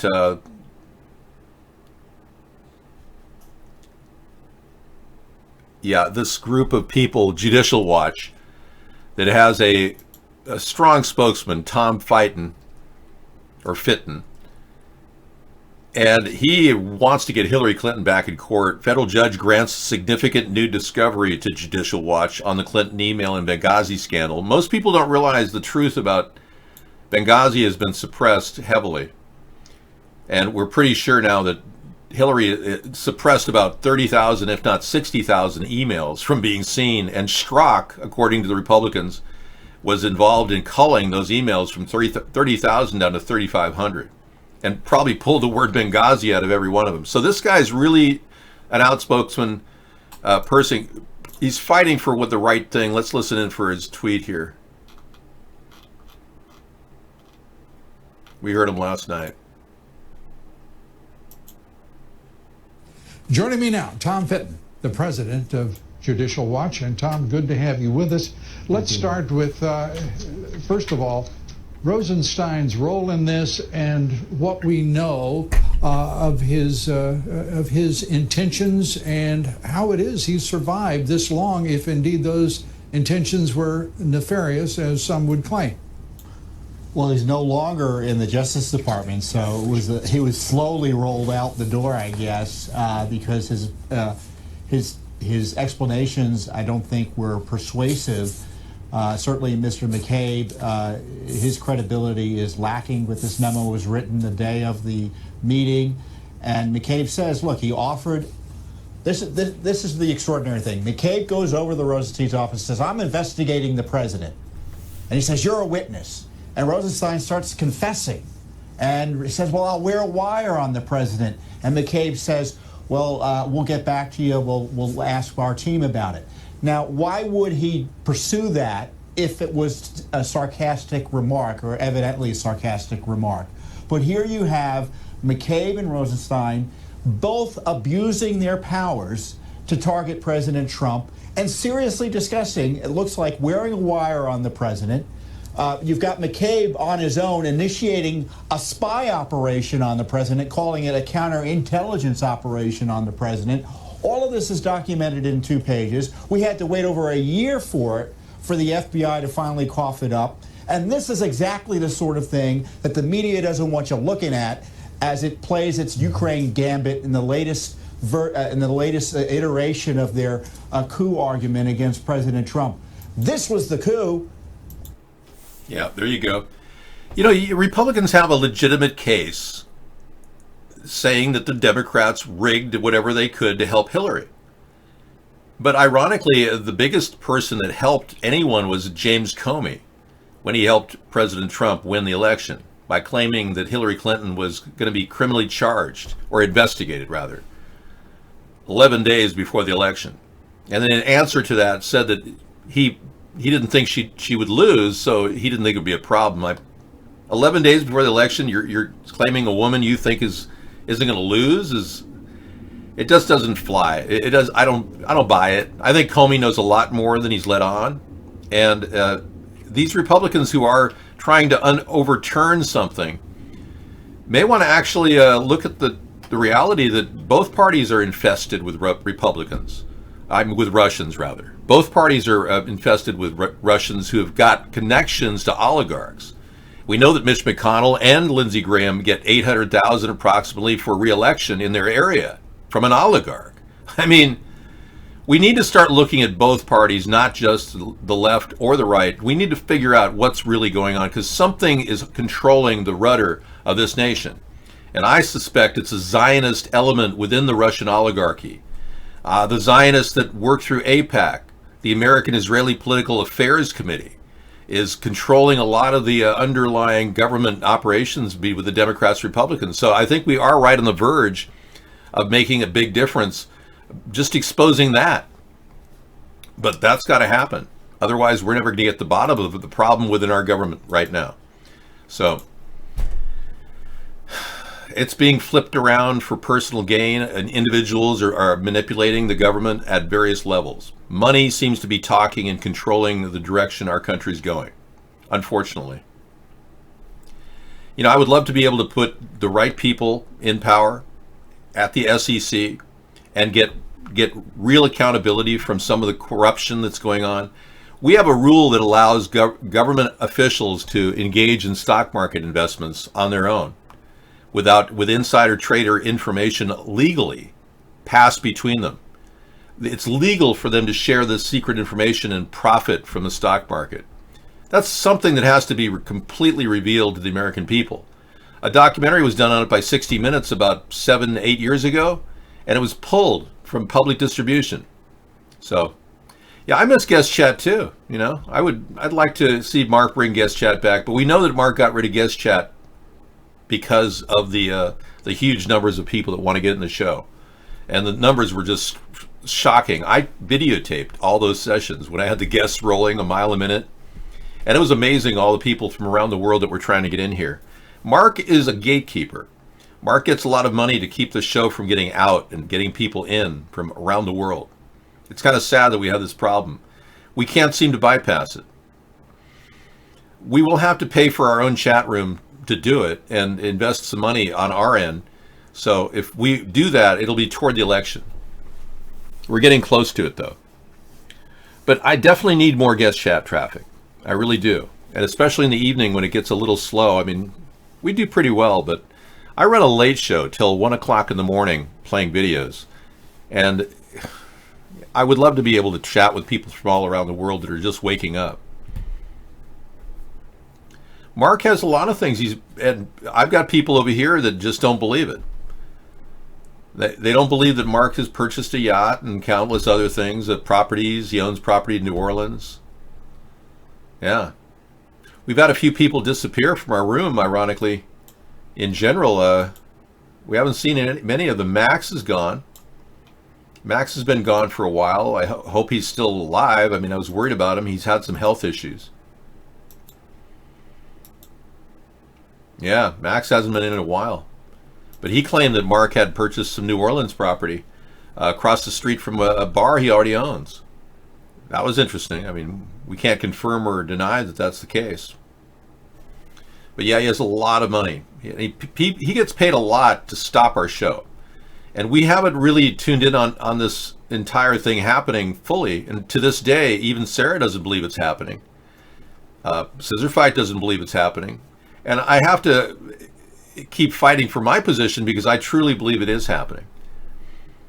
There are things that cannot be explained. My Twitter accounts are locked in place. Subscriber numbers locked in place at YouTube. It's impossible to reach out to 20,000 hours of broadcasting and not have any impressions. Yeah, so I'm happy to say I have 24,000 hearts though. It's kind of strange. This metric they didn't hide from me on Periscope. I was looking at my Periscope account and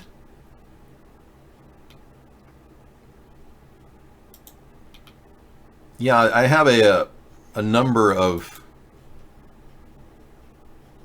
we'll see, yeah, it doesn't show it now, but when I entered the show, it said I had 24,000 hearts. So somebody has given me 24,000 hearts. And I haven't pressed this 24,000 times, and I didn't even think I can give myself hearts, but just real odd things like that. 15,000 impressions on Twitter and not one follower. This doesn't make sense.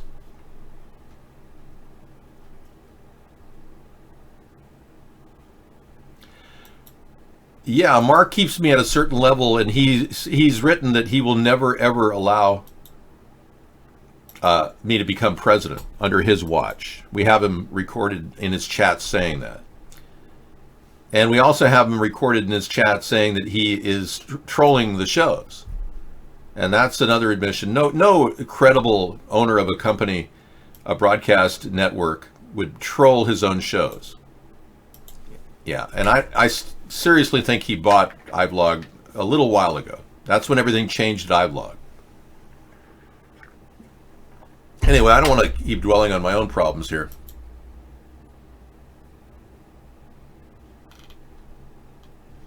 I'd rather talk about other people's problems. Joe Biden was very dishonest what he did. What he did is he said, if they don't do this or that and get rid of a certain prosecutor. Joe Biden said it. But because you're a faker, you in particular, you're a fake news group of people, you don't want to report that. I didn't do it. And you can. I hope you're going to be able to see a call, because I didn't do it. Everybody's looking for that call. And keep going the way you're doing, because when you see the call, you're going to be very surprised. Greta has really... Okay, well, you know, I agree with Trump on some points. I think Biden did engage in some corrupt activities. I totally get it, but Trump didn't use the proper channels to dredge this up. He should have gone through the Justice Department. What bothers me about Trump is in 3 years' time, he hasn't prosecuted anybody. That bothers me. You may think that he's attacking the deep state, but he's not prosecuting anybody. We didn't even have a prosecution of Jeffrey Epstein. We had him secretly taken out of his location at the prison. Yeah, and transported, and I guess he's now living in Epstein Island. Yeah, the little St. James Island, Orgy Island, he's back home. So we didn't see any clarity there. Trump didn't put a special guard on his friend, Jeffrey Epstein. He didn't do anything to protect that justice. And we haven't seen any prosecution about Hillary Clinton either. Yeah, and I'm not weak, and I'm not afraid to speak my mind. And I know Joe Biden and others, especially those Democrats running below him, like Andrew Yang, they're like commie puppets for the New World Order. They all could goose step along the way to Stalin or Hitler's destiny. I'm not a person who's going to cave into Marxists, whereas the Democrats are clearly leaning in the Marxist direction.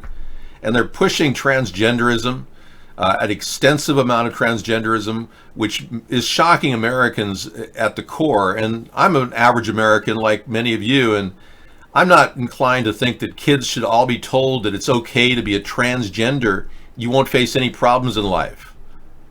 We need to be very clear, if they are choosing that life, it is considered deviant, and they'll have a rough time of it. Just saying.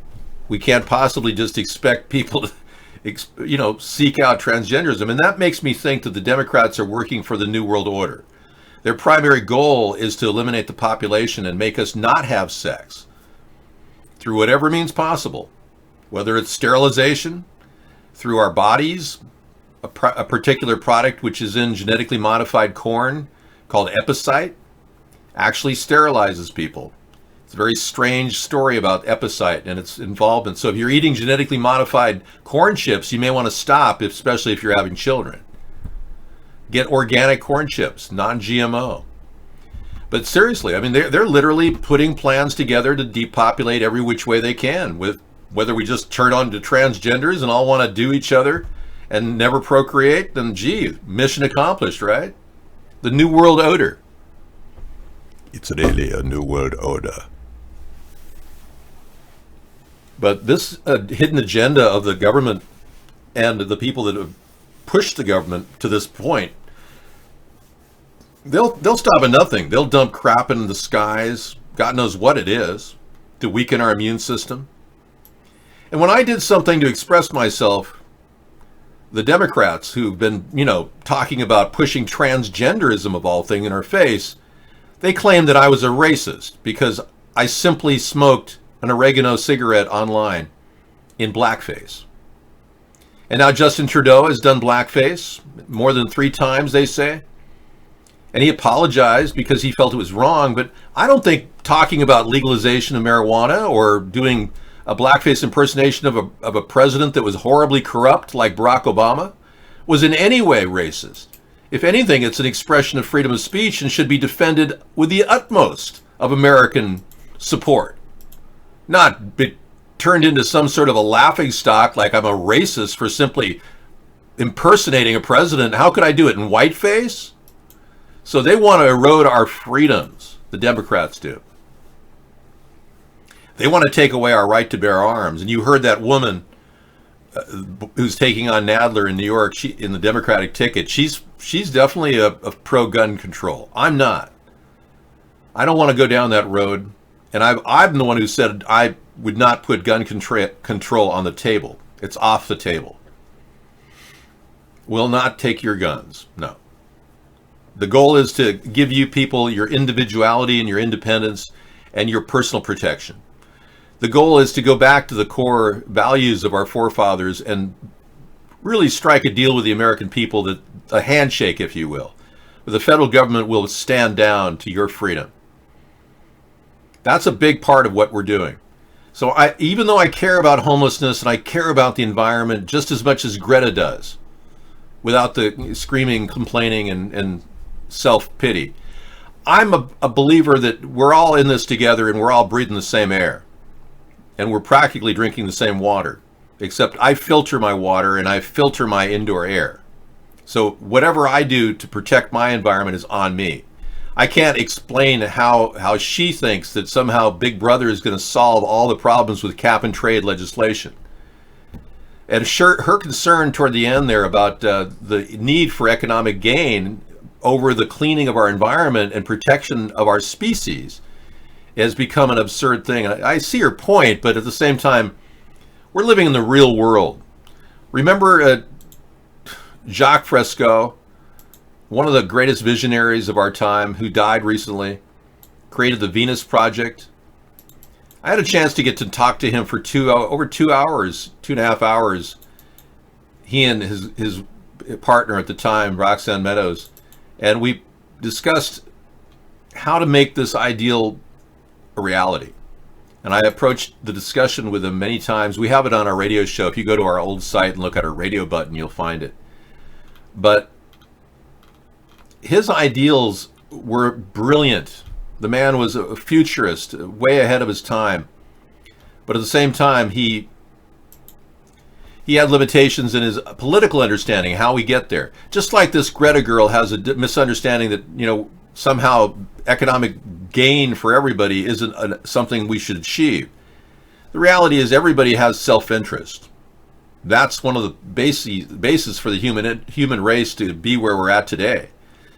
We've only accomplished this huge population growth through agriculture, which is very egalitarian, and it's very giving of us to want to create mass agriculture. So we kind of have the next leap to make as a human species, to go from where we were once hunters and gatherers, then we had agriculture. Now we have to clean up the environment, otherwise we won't even be alive. And that's something that we have to actually work toward with some solutions built into it. Ways of making money, for instance.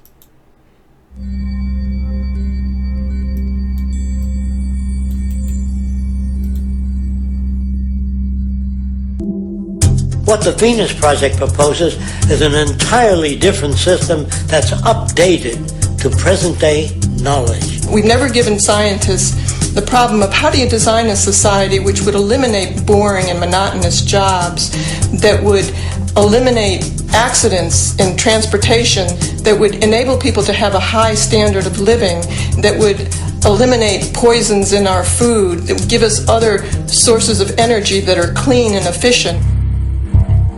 When we understand that it is technology devised by human ingenuity which frees humanity and increases our quality of life, we then realize that the most important focus we can have is on the intelligent management of the Earth's resources. If you want a world without war, without hatred, with reduced crime, considerably reduced crime, then you must declare all of the Earth's resources as the common heritage of all the world's people.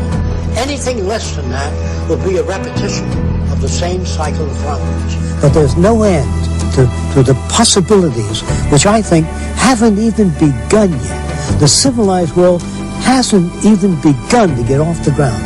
The jobs that will be accomplished in the future, the marvels, the technology to come is unbelievable.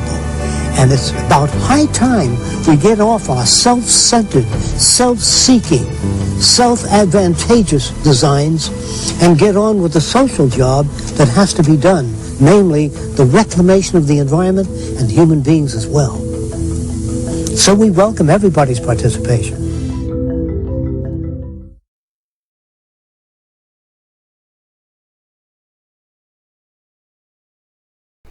I'm not sure if that's going to be the case, but we'll see.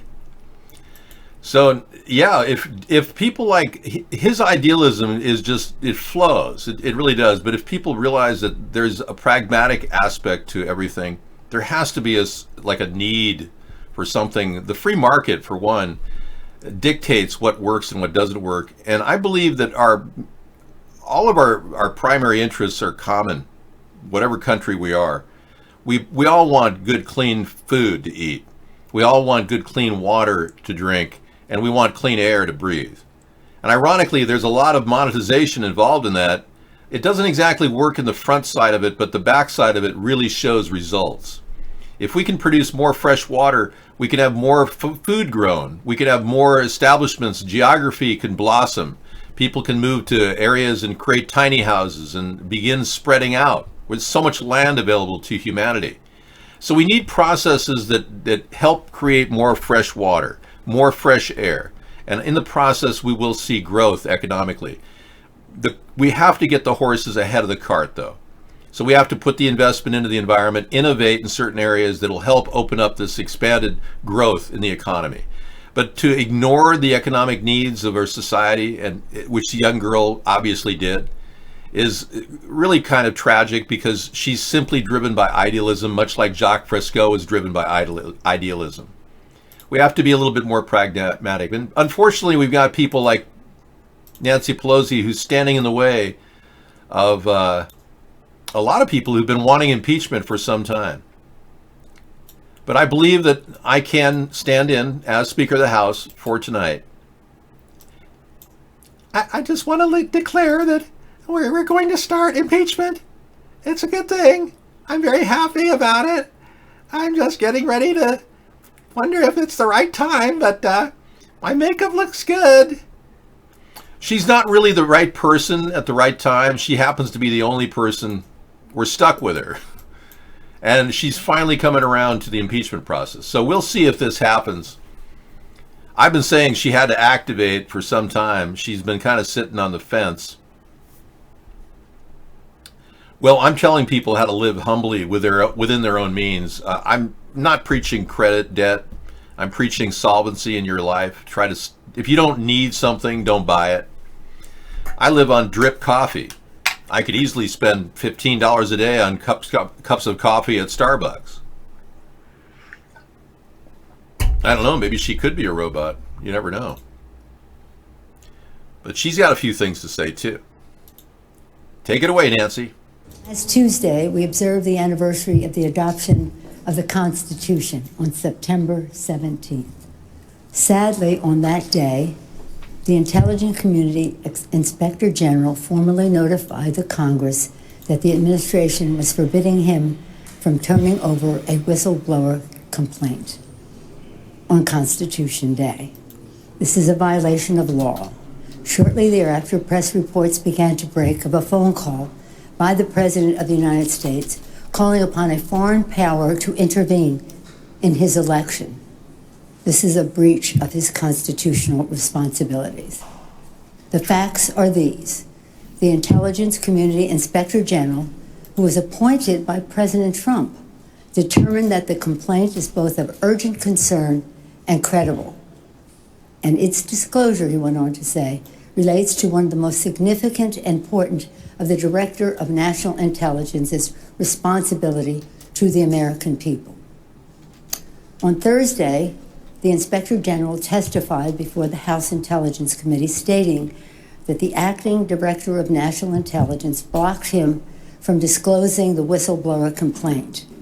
This is a violation of law. The law is unequivocal.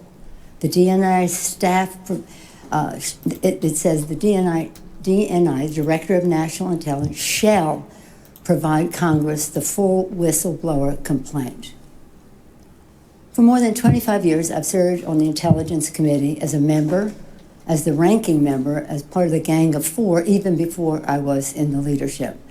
I was there when we created the Office of the Director of National Intelligence. That did not exist before 2004.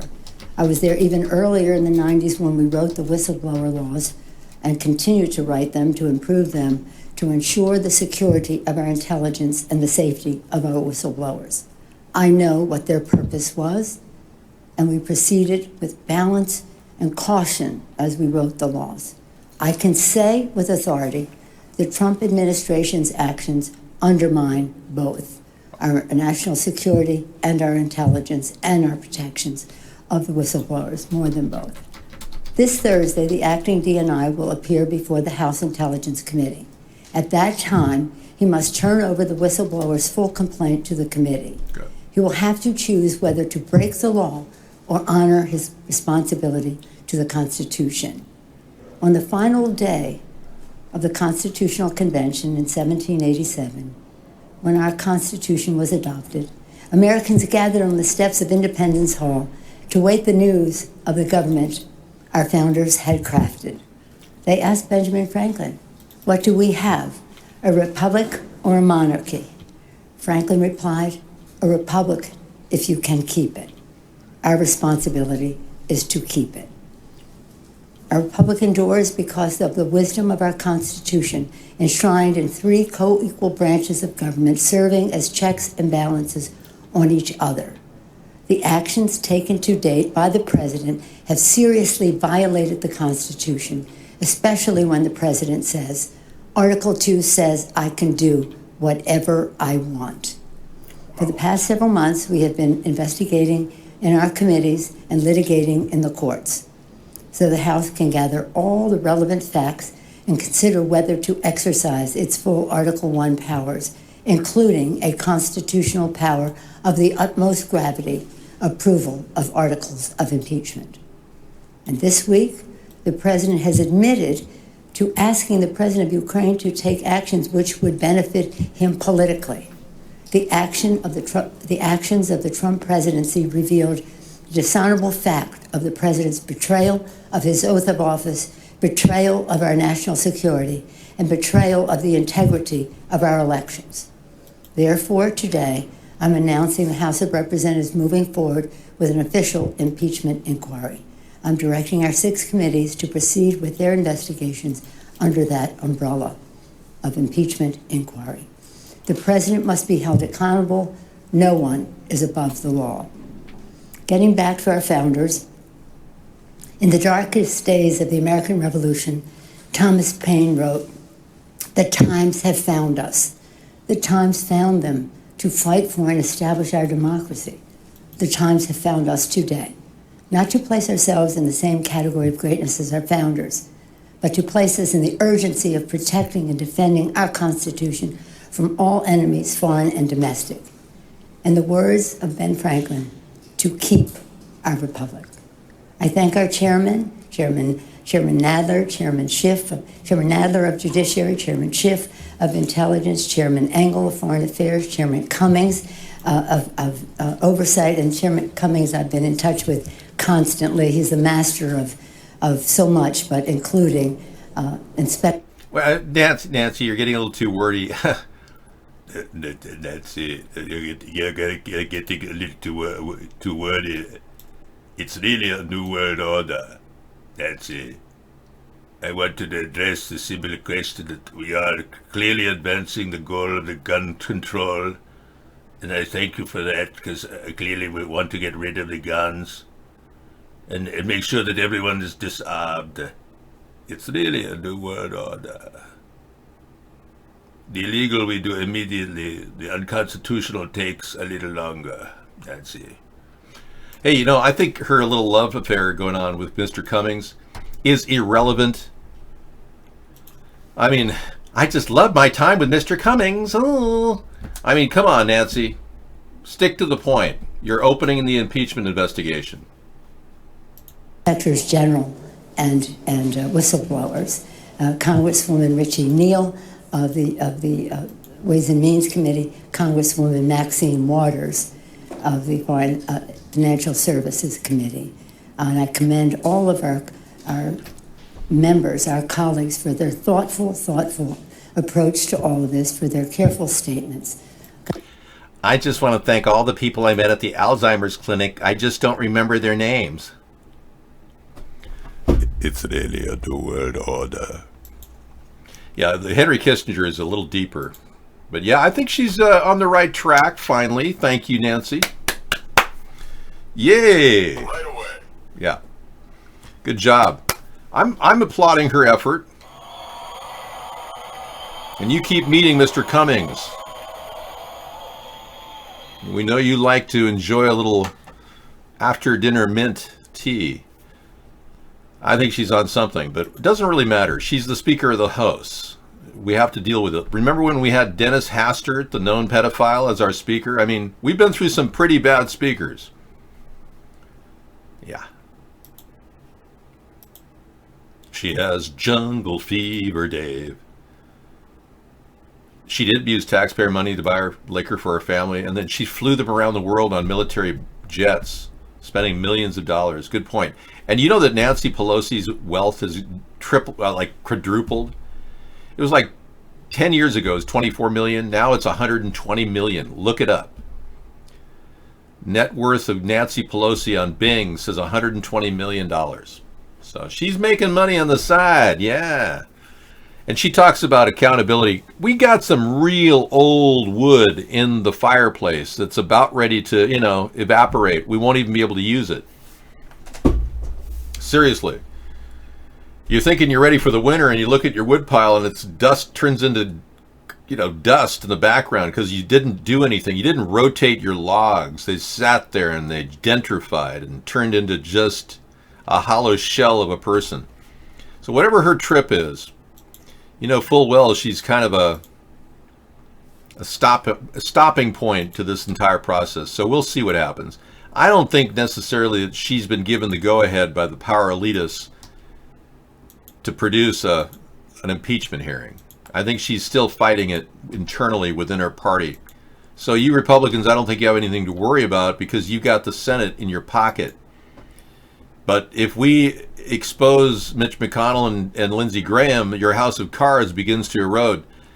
Kevin McCarthy, like I said earlier, he was on record discussing the fact that Russia owns both Donald Trump and Dana Rohrabacher.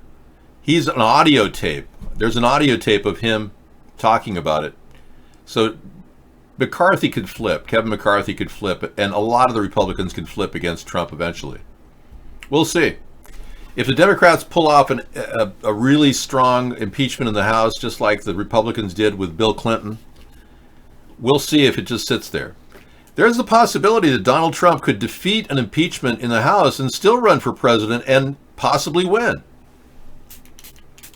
It's not impossible. Bill Clinton never had that opportunity because he hadn't run 2 terms by the time they impeached him, or he had run 2 terms by the time they tried to impeach him, or did impeach him. But they didn't fully impeach him because they need to clear it in the Senate. Donald Trump is controlled by the Zionists. Yeah, he is, and so is Joe Biden. That's the problem, the conundrum we're in right now. Joe Biden and Donald Trump both are self-proclaimed Zionists. We don't need to be at the beck and call of Israel right now. We need to be more objective toward the Middle East. And the only way we can be taken seriously by other nations is to be more objective. We've fallen into a category of being totally in the pocket of Netanyahu. Even Obama had less of a pro-Zionist stance, even though he sucked up to AIPAC and did everything he could. By being one way or the other, we're not in the middle, we're not objective, and we can't be a valuable instrument to moving toward peace in the Middle East. I have thought about mass marketing my fruit enzyme spritzer, but it's essential that it has the special Fountain of Youth water in it, and that's not cheap. So you have no idea what I went through last summer to get my 10 gallons. Yeah, I consider it very rare. I know what I went through. Sarah knows what she went through to get the 10 gallons of combined Fountain of Youth water. Not gonna happen again. Nope. It might be the Fountain of Youth, but it's just not worth it to me. It shouldn't be. You went through, she found out she's allergic to mosquitoes. We had to go to a mosquito-ridden hellhole down in Florida to get it. It's called the Fountain of Youth. It's in a small town, and beep, beep, beep, censored, censored. All right.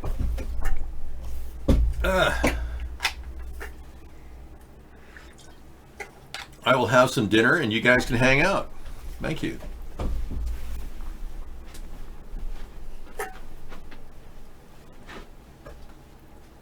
Oh, wow.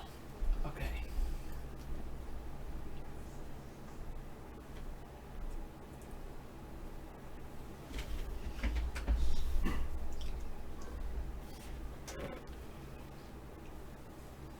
Who are you talking about, 424?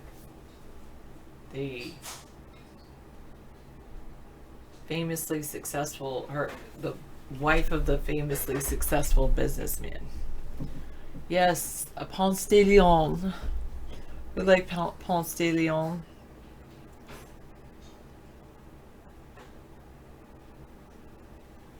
You see Barron Trump looking out the window behind me?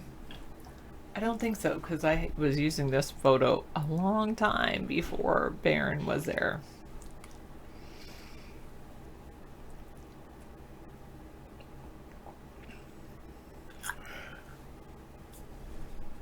Yeah, she's calling for opening formal impeachment inquiry.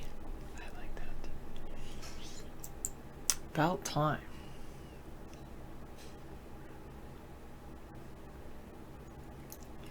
Yes, True Blue, you are correct. We never actually went to Florida because the Fountain of Youth is not in Florida. I haven't really looked at the Greta video, so, and I'm not a medical professional, so I can't say if, I think things that might be right with, from what I heard, I thought things were probably right with her.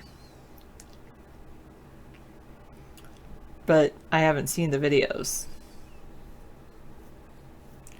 Maybe she's outspoken. I know somebody who's outspoken.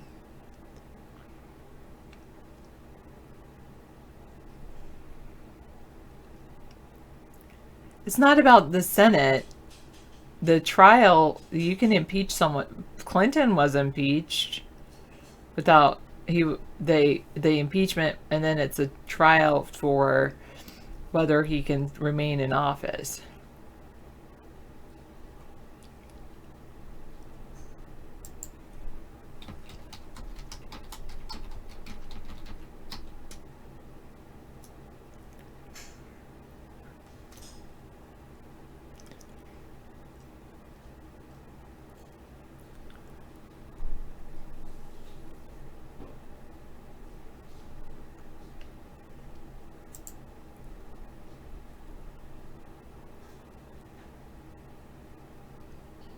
It wasn't successful, but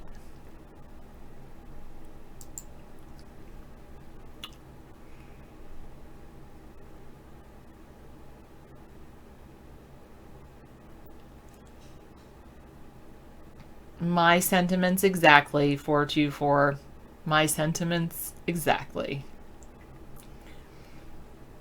You vary in your outspokenness, like sometimes you're outspoken and sometimes you're super quiet. V-A-R-Y means you vary, you change position. V-E-R-Y is extremely. Sorry to be a spelling person, Nazi, whatever you want to call me.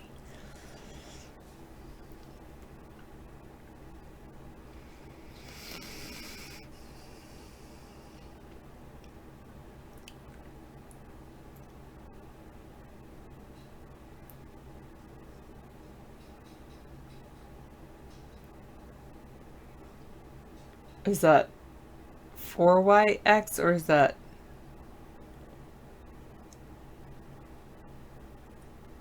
Thank you, 424. Okay, thank you. No, all the time. You're outspoken all the time. I think that's one of the things David is too. Maybe that's why you like David. I am not as outspoken as David. There's certain things that get me outspoken, but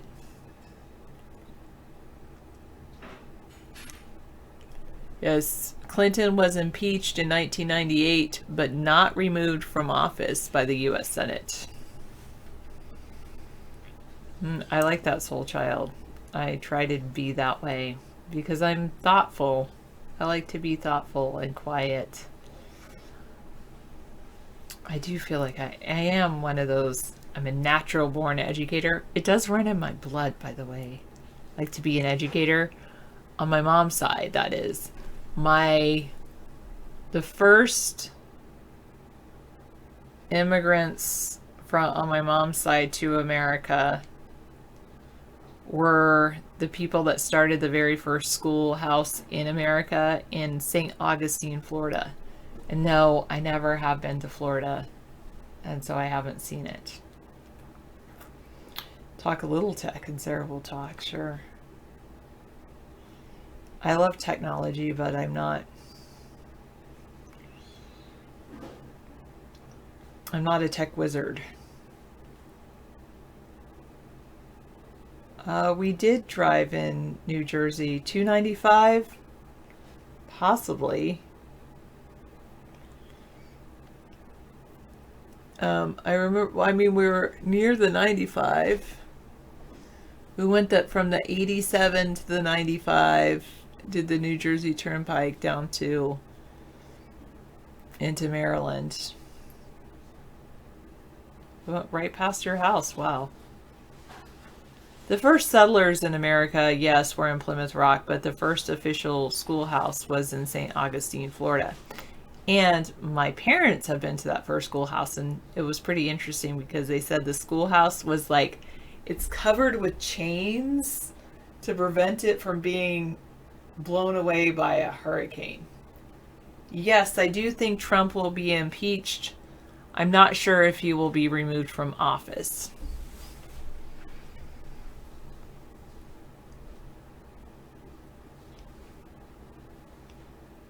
Independent Sentinel says Newt Gingrich says Democrats will successfully impeach the president.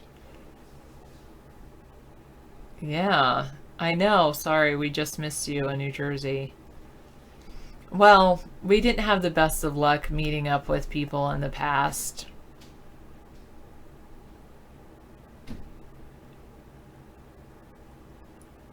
I'm trying to... But, yeah, people we met up with in the past, it just didn't work out. Aw, thanks, True Blue, for the offer. I would say maybe next time, but I'm sorry there's not going to be a next time because I'm not going to the East Coast again. You guys have too many mosquitoes. I don't know how you handle it out there.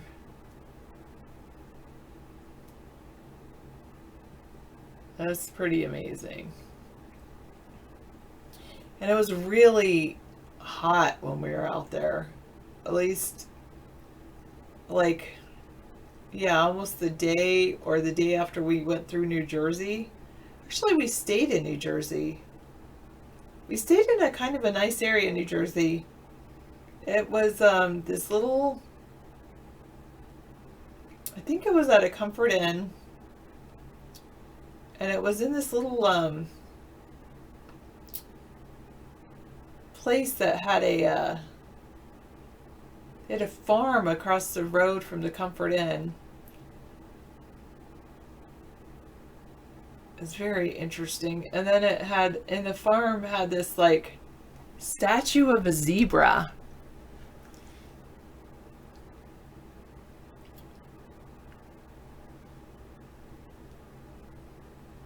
Okay, thank you. 528 says it's the oldest wooden school, very vague and suspicious, not the first schoolhouse. Where was the first schoolhouse, 528?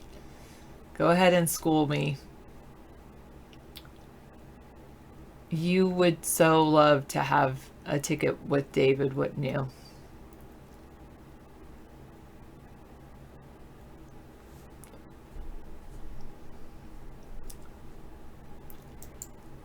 Of course, I'm gonna educate me.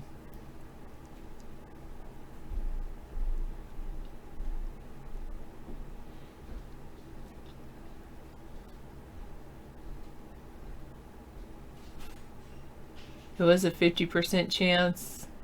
Got up near 60 at one point.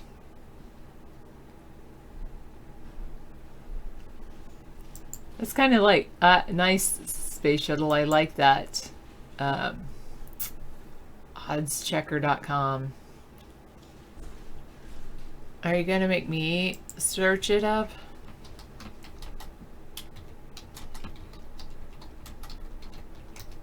Can I say one of the first schoolhouses? Yes! I put first U.S. schoolhouse, the oldest wooden schoolhouse. Oldest wooden schoolhouse is a wooden structure located in St. Augustine, Florida. It's touted as being the oldest wooden school building in the U.S. The exact date of construction is unknown. It first appeared on tax records in 1716.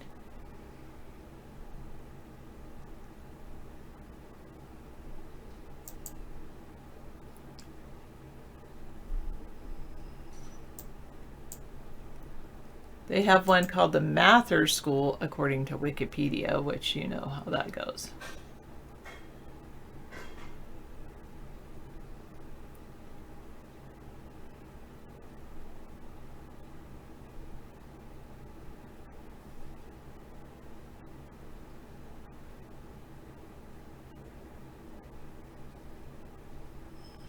Is the oldest public elementary school, they claim. Oh, it was...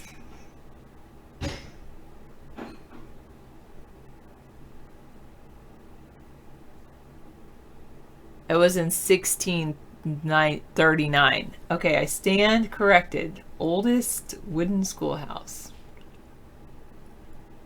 Boston Latin was the oldest schoolhouse, 1635. All right, thank you guys. You are correct. Okay, so I can say I heard that my ancestors taught at the oldest wooden schoolhouse in the U.S. But weren't these schoolhouses wooden as well in 1635 and 1639?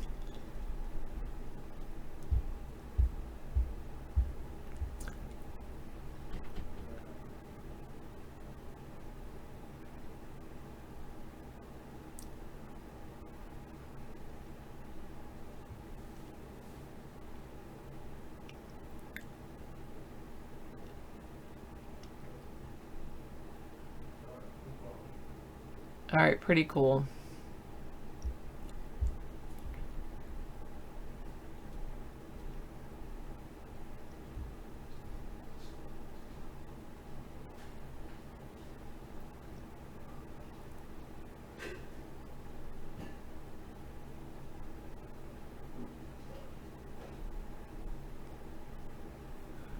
Oh, that's pretty cool. Thank you for correcting me.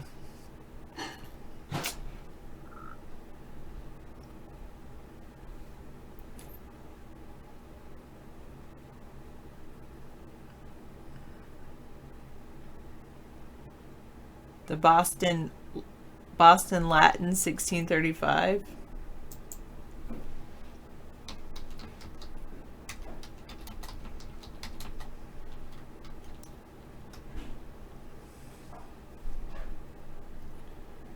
It's the oldest public school in America. It offered free education to boys, rich or poor. Girls had to attend private schools at home. The schoolhouse was completed in 1645. Until then, classes were held in the home of the first headmaster, Philemon Pourmont. That's pretty cool.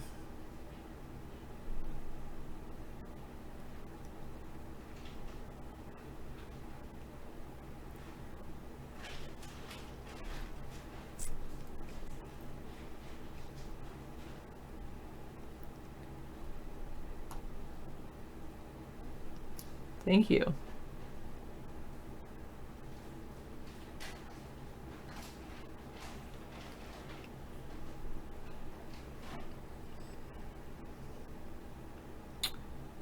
I think that might have been it, True Blue.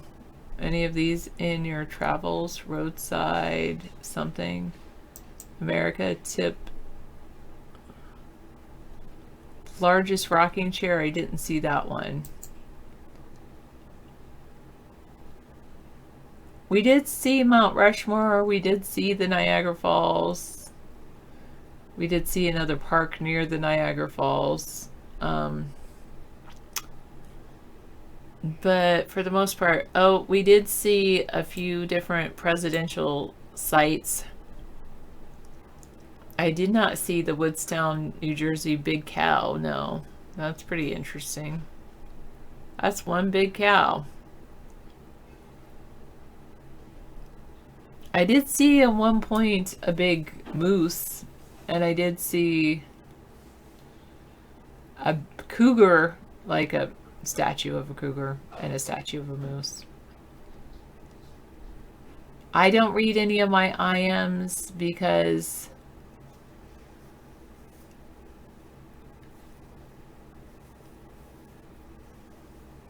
I don't watch the chat through IM.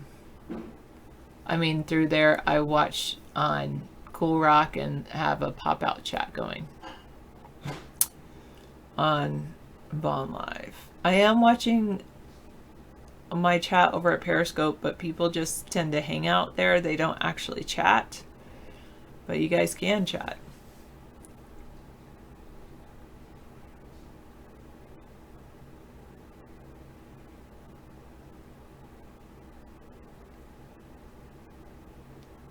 Yes. Well, David let me say he didn't charge me that much for his security 424 as long as I did not tell people where we were or where we were going, but I could tell people where we had been. I guess that's how he managed his security. It was still a costly trip for me, but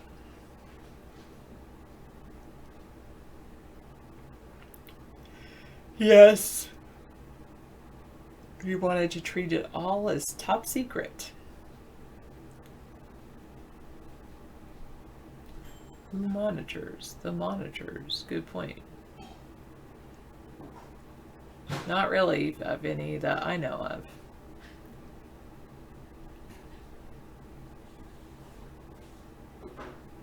I think it's a great thing, 409. I think David thinks so too.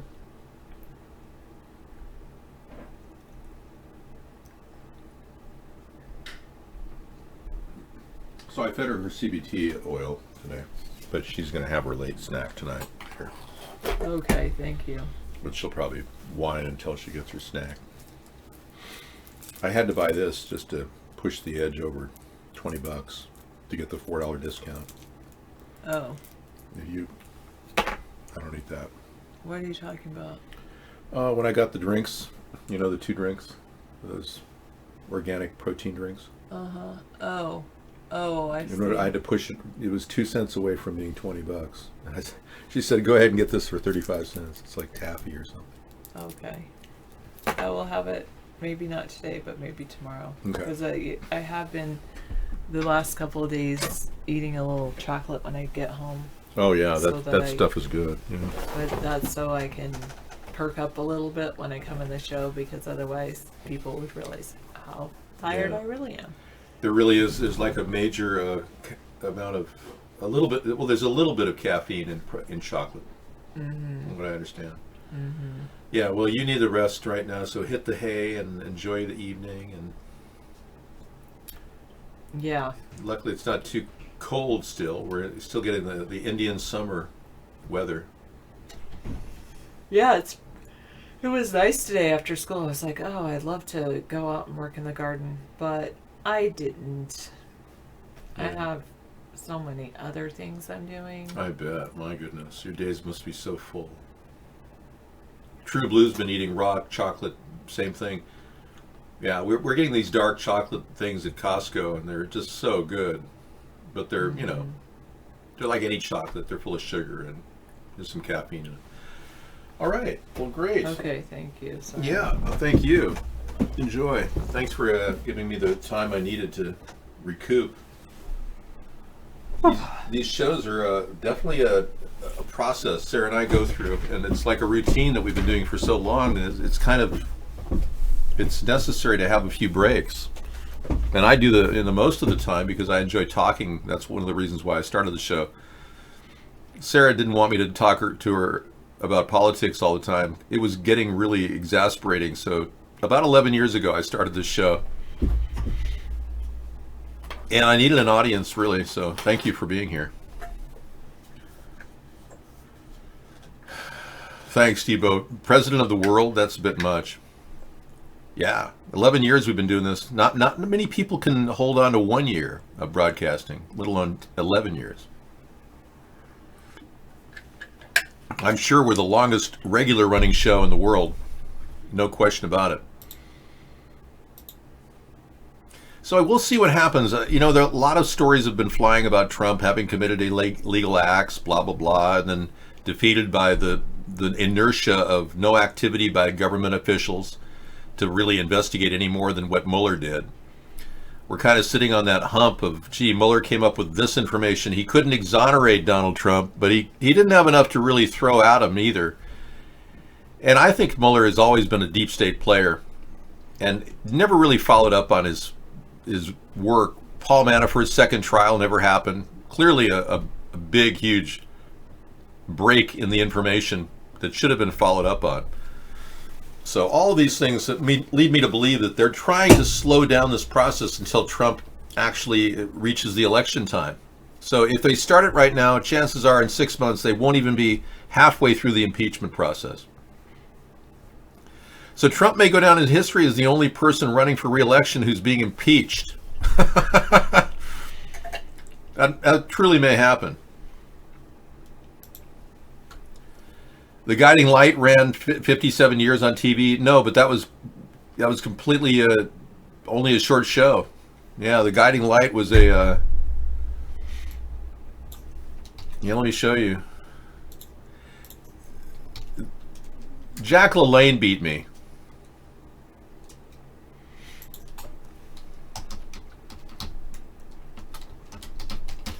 He did a show for 15 years on KGO TV or radio, on UHF radio TV. And it was heard on radio, The Guiding Light, in 1956, but became a CBS TV show only. And the show no longer was heard on radio, but episodes continued at 15 minutes in length. So I suppose they did run longer, but we run long amounts of time.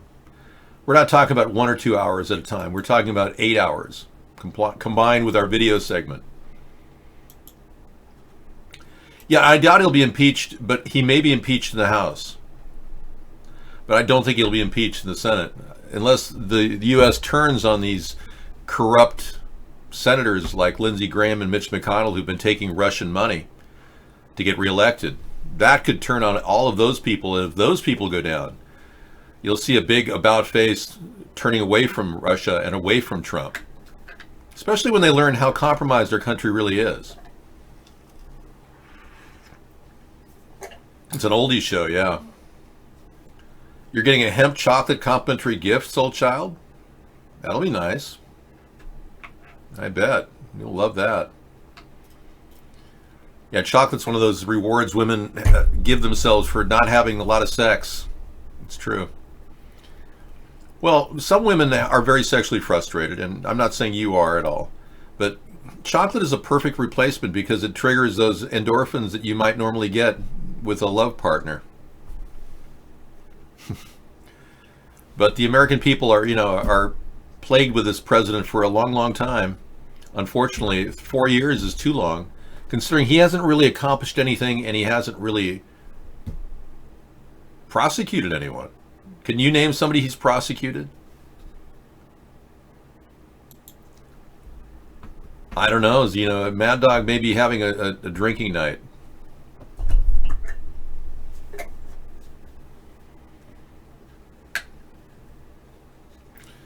You know, it's not really, it's really a flow issue, True Blue. I couldn't maintain this flow with a cast of 50 people and a work schedule with a teleprompter and the whole thing.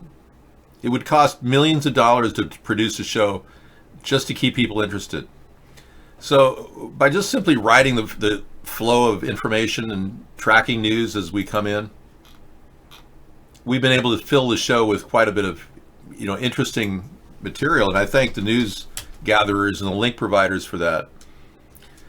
And I can always resort to Drudge Report or something, you know, to follow up on, but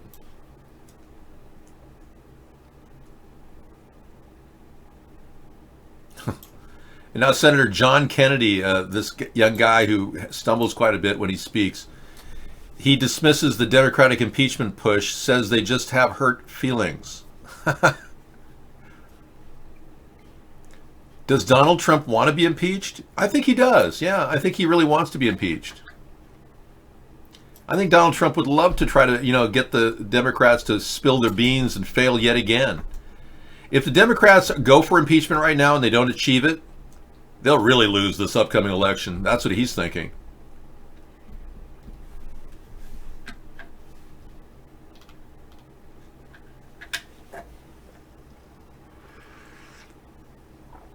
Now, what bothers me is the White House is seeking a deal for the whistleblower to speak to Congress. So, get this, Donald Trump is acting like a guilty party already by trying to cut a plea agreement so that he doesn't have to get charged with anything if he gives the whistleblower material over to the authorities and to the House for review. So he's acting like a person who's totally guilty, Trump is. And there's also this theory that the White House has got dirt on the whistleblower, that he had a political bias for whistleblowing. That's bound to be one of the criteria to overturn any of his statements. But really, try to cut a deal in advance of a whistleblower being... He must know what the whistleblower is going to say, and he obviously knows it's damning. So he must be really desperate to have to cut a deal. Our president is seeking immunity from prosecution. That's hilarious. Is Trump this out of it that he would actually try to openly try to seek a deal before he releases the information? Wow, talk about obstructionism, and now conniving obstructionism, and now wanting to cut a deal like a lizard. Oh, could you make me a deal? I'll be a confidential informant. This is crazy. I've never seen a person act more guilty than Trump and say, oh, it's all a Russian hoax. I'm totally telling you the truth. No lies. Yeah, he's totally lying. He's a complete pathological liar. Okay, let's start refuting Sesame Street. Explain that one away for over 50 years. You know, Sesame Street is a TV program that has only about a 1-hour format. In 50 years. In 11 years, I've done more broadcast time than Sesame Street or Guiding Light. In 11 years, I've got more broadcasting hours under my belt. Live, impromptu, unscheduled, and without a budget. No one could even get near me, man. I mean, I made I Love Lucy look like an amateur. No offense, Lucille Ball. If you're looking at me, you're a pretty amazing lady. Lucy and Desi did a 5-week stretch where they just did show after show every day. It was brutal. I know, I was there playing with Desi. Hi, Desi. Oh. I look back at Lucy and Desi's turbulent love story. 20-year marriage, enduring cheating, miscarriage, fame, and alcohol abuse, yet they were able to remain friends once it was all over. Boy, isn't this a testimony to the enduring couple, a partnership that was one of the most powerful in the country. And, you know, Lucy's still on record as one of the only females to have created her own broadcast TV network. Oh, yeah, she was phenomenal. Desi and Lucy were a great pair. But, yeah, they did a lot of work, but nowhere near what we've done. That's amore. Woo-hoo-hoo-hoo. You know, I met Dean Martin's son. Yeah, his son Ricky. Strange story. He died. This young man, about 61 years old, Ricky Martin. the son of Dean Martin, inherited everything Dean had.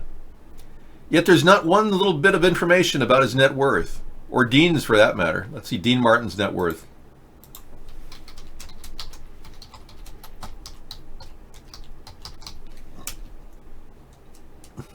$30 million. And that was back when he died, before the big, huge property explosion in California. I would say that he probably had about $100 million in property value. But his son, Ricky, inherited everything, and because the other son died in an aircraft, Air Force accident, crashed right into the side of a hill. Anyways, Ricky was a really amazing guy. He did a lot of impersonations of his dad. That's amore. Ooh. And he did a general... Okay. Yeah, he did a general... yeah. Ricky Martin's net worth. It's currently under review. No one knows. No, wrong Ricky Martin. Anyway,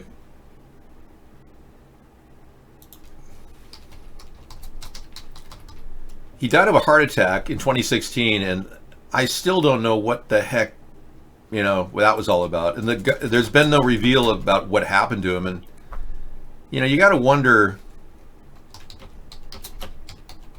a young man who has that much money, you got to wonder why he died so young. I can remember when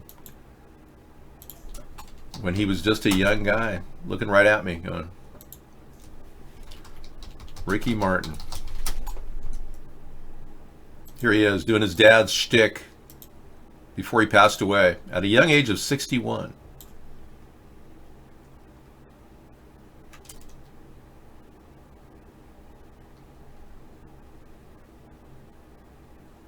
Or 63, I think, 63. When a moon hits your eye, like a big pizza pie, that's morning. Oh, Lordy. Oh. He sounded a lot like his dad, And he did it just for an exhibition. He didn't even have to make any money. He was incredibly wealthy. You got to wonder, why do people die at such a young age when they have all that money? Like the grandson of J. Paul Getty, Andrew Getty. Andrew Getty had $3 billion, and he bled out out of his rectum. How do you have $3 billion and bleed out of your rectum? You'd get a doctor immediately to come to your house with $3 billion, right? And his wife, he was having a big, huge problem with, Andrew Getty. She was apparently divorcing him or something. And then he died, bleeding out of the rectum. You think maybe the wife had anything to do with it? Was there an investigation? Did they look it up? No, the government didn't even bother.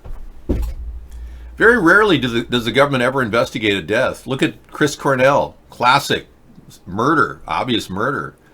They called it a suicide, a garroting. By himself with a rubber band. I mean, Chris Cornell had his whole life ahead of him. There's no way he killed himself. According to the autopsy report, he had a contusion in his eye that would have been caused by 9 minutes of constant struggle. The blood vessel that blew up his eye indicated a severe struggle to stay alive. That's not in any way a suicide. And then Chris Cornell's best friend, Chester Bennington, died the same way a month later. Remember Chester Bennington, right before he died, he was just moving into his new house in Palos Verdes, California. And he was cracking jokes with his family. And, psychologists will say, oh, well, this is quite common whenever people are suicidal. They always are standing around laughing with their family. I don't think so. I can't die. Let's hope for the best, world. I just changed myself and I'm gonna die. Linkin Park frontman Chester Bennington appeared to be in good spirits just 36 hours before his death. Talita Bennington shared the final video clip recorded of her husband, which shows him laughing with his kids while trying to guess jelly bean flavors. I either got rotten egg or something else. 3, 2, 1, go. She wrote, "My next tweet is the most personal tweet I have ever done. I am showing this so that you know that depression doesn't have a face or a mood."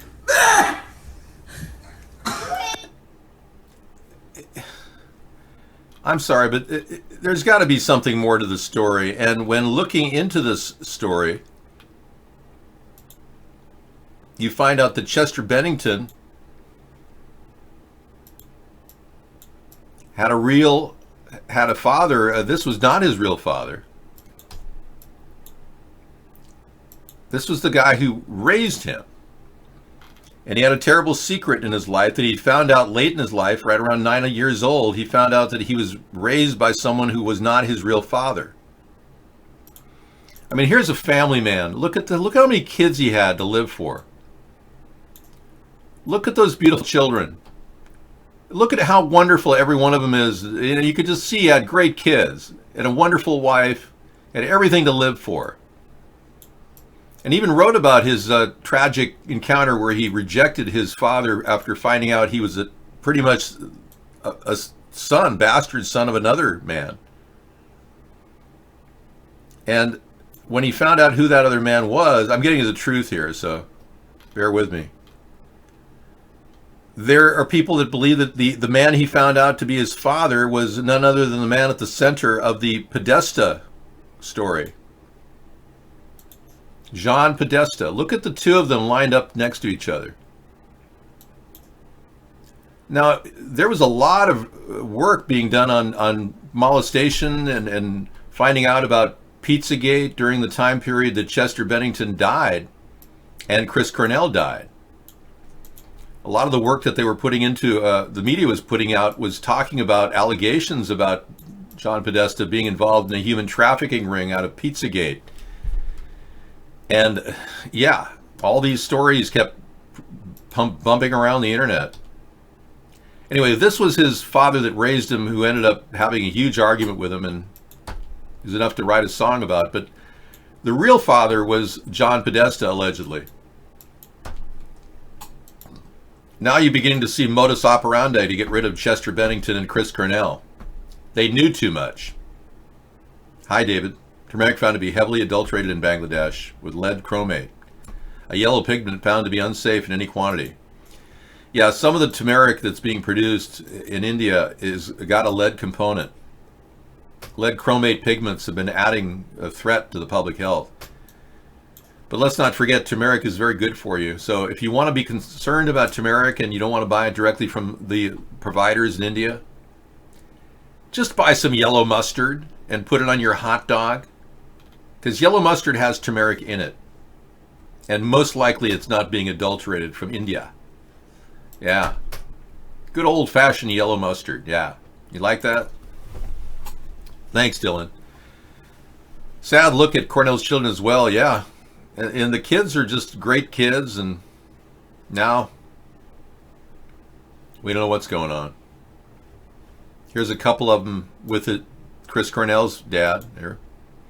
Yeah, see? And they don't have a dad now.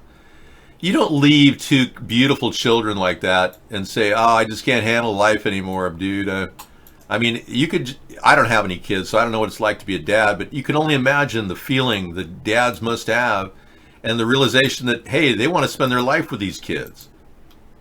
So I will, as president, open up a deep, detailed investigation into the death of Chris Cornell and Chester Bennington. On the authority of the President of the United States, we will be finding out if there's a connection to any information they may have been gathering about John Podesta or Tony Podesta. And any references to the Podestas that ring in any way like a potential problem.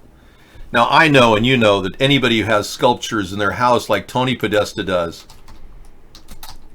of the Jeffrey Dahmer body art, is arousing suspicion immediately. When Now, bear in mind, this guy, Tony Podesta, John's brother, collects a tremendous amount of rare art. And one of those pieces is this piece right here, which shows the exact form of the dead body that Jeffrey Dahmer had dressed for his apartment and as a centerpiece.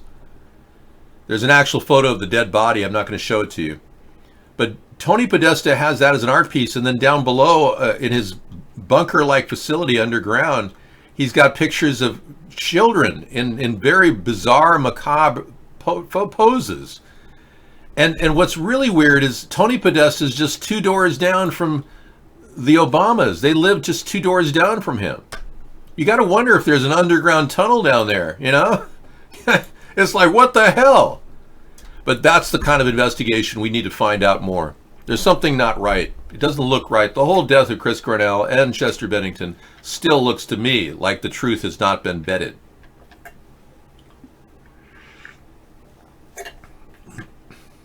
Cornell was not on heroin that they found in his toxicology report. He was not high on heroin. There may have been a fentanyl patch. I don't know, but I don't think so. Not like Prince, another guy that exposed chemtrails. Yeah, do you remember Prince's song Purple Rain? You know what that was about? It finally dawned on me. Purple Rain was about chemtrails. And Prince was way out ahead on the subject. So where did Prince end up? Fentanyl overdose, and nobody prosecuted his pharmacist. They said there was no foul play when he had a dose 14 times what he should have had. Sounds to me like they killed Prince. They got rid of him. Doesn't sound right, does it? Anyway, he exposed the chemtrails, the truth about chemtrails, on a couple shows with talking about Dick Gregory and other people. And Prince really went out on a limb to talk about it. And sure enough, he was killed not too much later. So I don't trust that fentanyl overdose either. I think they got rid of Prince. I'm beginning to believe that a lot of people are being terminated who are trying to expose the truth. And that in and of itself is a Truth Tuesday discussion, don't you think?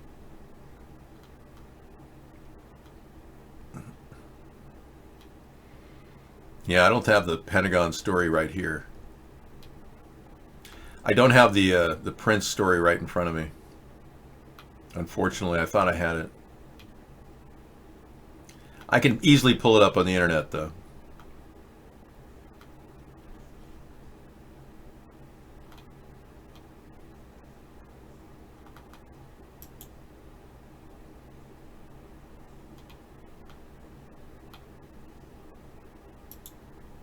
Here's something really weird that happened in Chicago.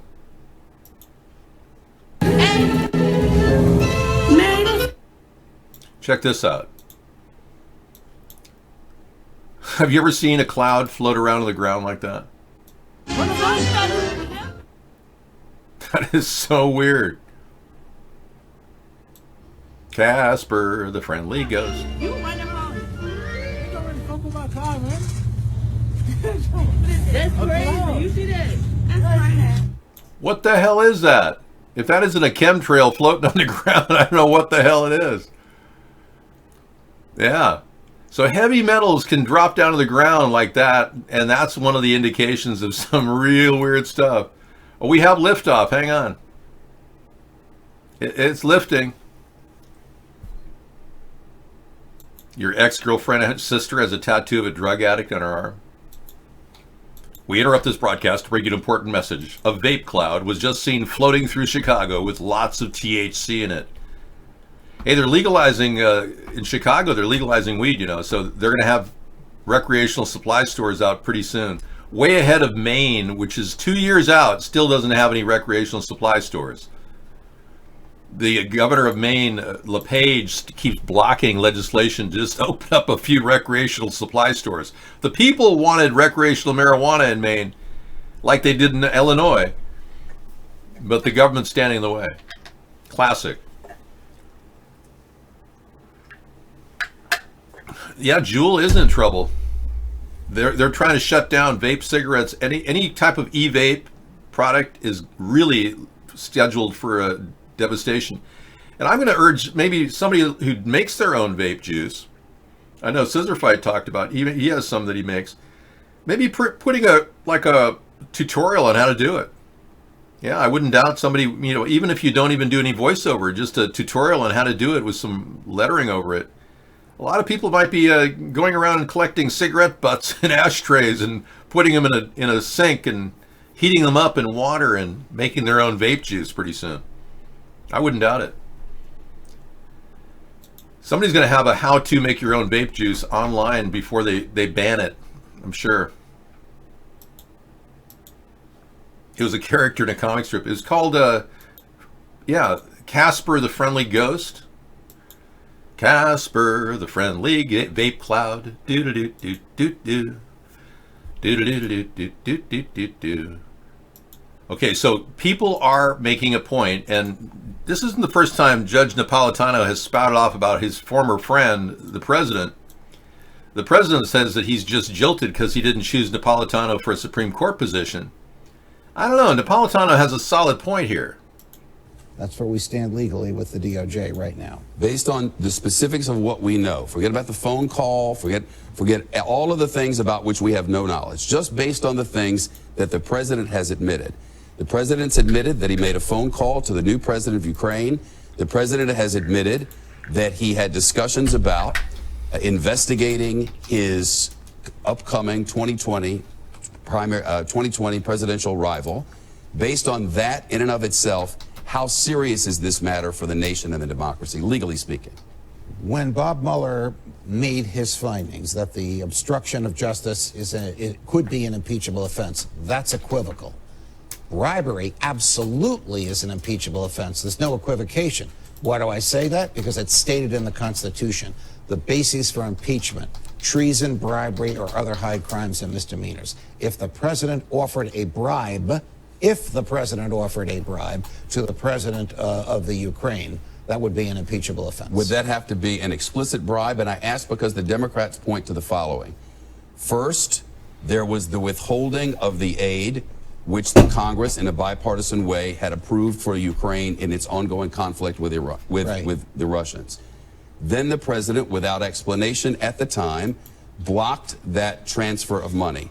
Within 1 week, according to the reporting of Wall Street Journal, and now since confirmed by Fox News, there was a phone call during which the president discussed the investigation of the former vice president, his future rival. That's how you're getting to this bribery accusation? Yes. Now, the jury, the grand jury is the House of Representatives. They decide whether or not this constitutes bribery and whether or not the president should be put on trial for it. The trial jury is the Senate. They also would decide whether or not this constitutes bribery.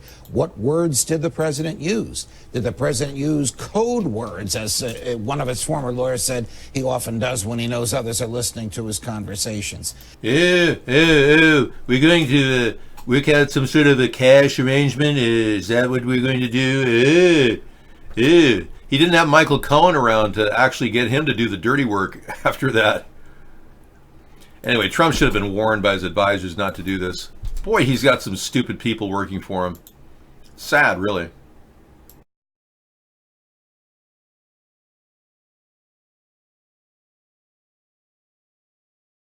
So tomorrow night we'll be doing another round of Wasteful Wednesday.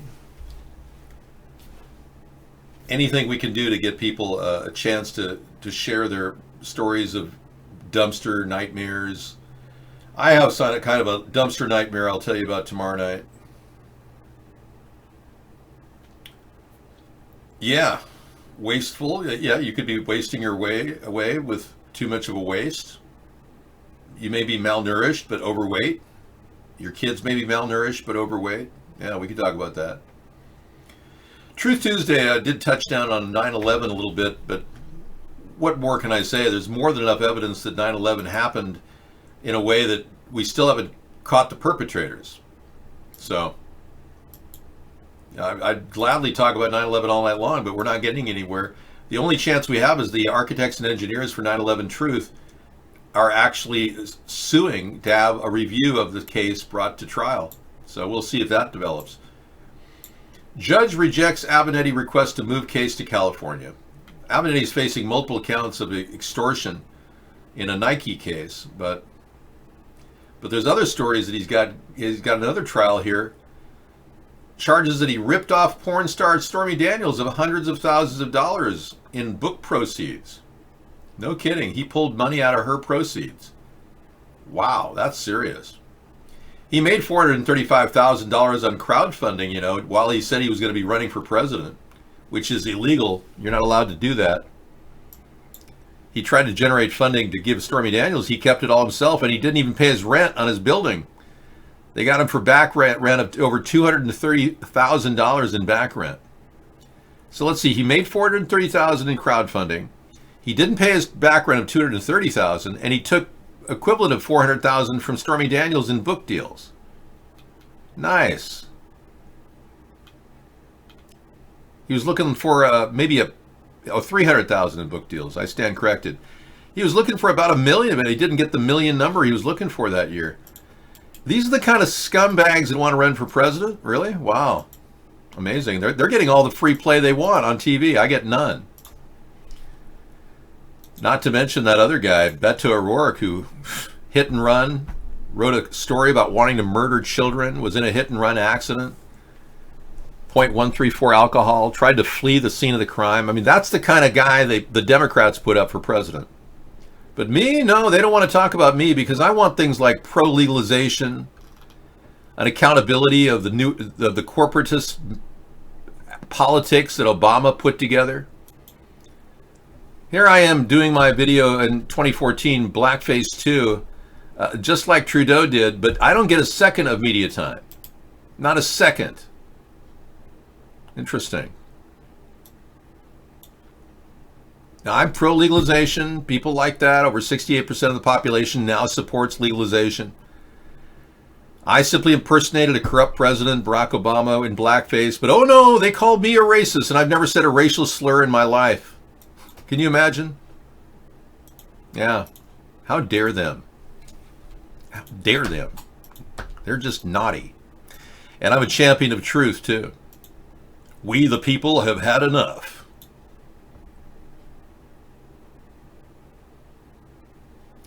Yeah, I just don't understand why our freedom of speech is being ignored by the governor, by the Democrats. Countless BS stories. Hey, let's get down to the truth. The truth is we need filtered air and filtered water. So why not filter the air and the water? What do you say? I use point-of-use filtration. I don't drink water that isn't purified. I just go out of my way to clean my water. I urge you to do the same. But we should be doing this on a national scale. We should have fresh water in abundance. But no one talks about the most obvious things.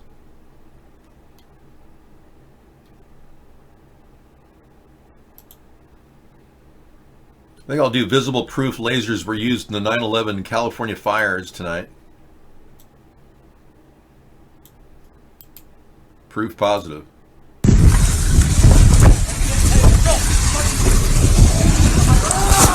Oh, fuck! Yeah, there's hella fucking cars over there, dude.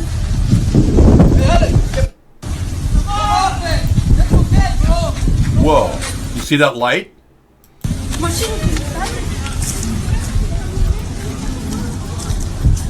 Hey folks, welcome to another video from plaintruth.info. Wow, he spotted it. Look at that. Laser is used to start these fires from up above. This isn't the first time we've talked about it. I'll play that tonight for our show in the evening. The truth about the Paradise fires really begs the question, were they caused by directed energy weapons? And the answer resoundingly is yes. And our government's completely ignoring this.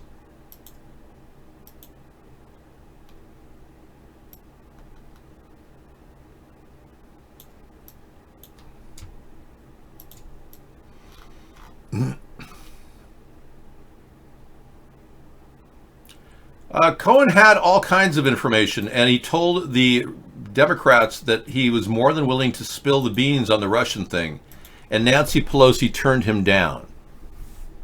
Cohen has lots of evidence that he never even revealed. The Democrats totally mishandled Cohen. He was willing to cut a deal and keep talking about the Republicans, being involved with the Russians. He was a wealth of information. They totally blew it. New York State's working with him right now. He's testifying in the case against Stormy Daniels, or excuse me, against Trump regarding Stormy Daniels. Cohen was his right-hand man. It wasn't fortunate for him that he worked for Trump, but he was his right-hand man through the Michael Flynn episode. Cohen was on record getting money from both Poroshenko and the Russians to rig Ukrainians' activities, elections. Cohen actually received millions of dollars from the Russians and 1.5 million from Poroshenko. And he worked both sides of the table to try to get influence over Trump. That happened early on.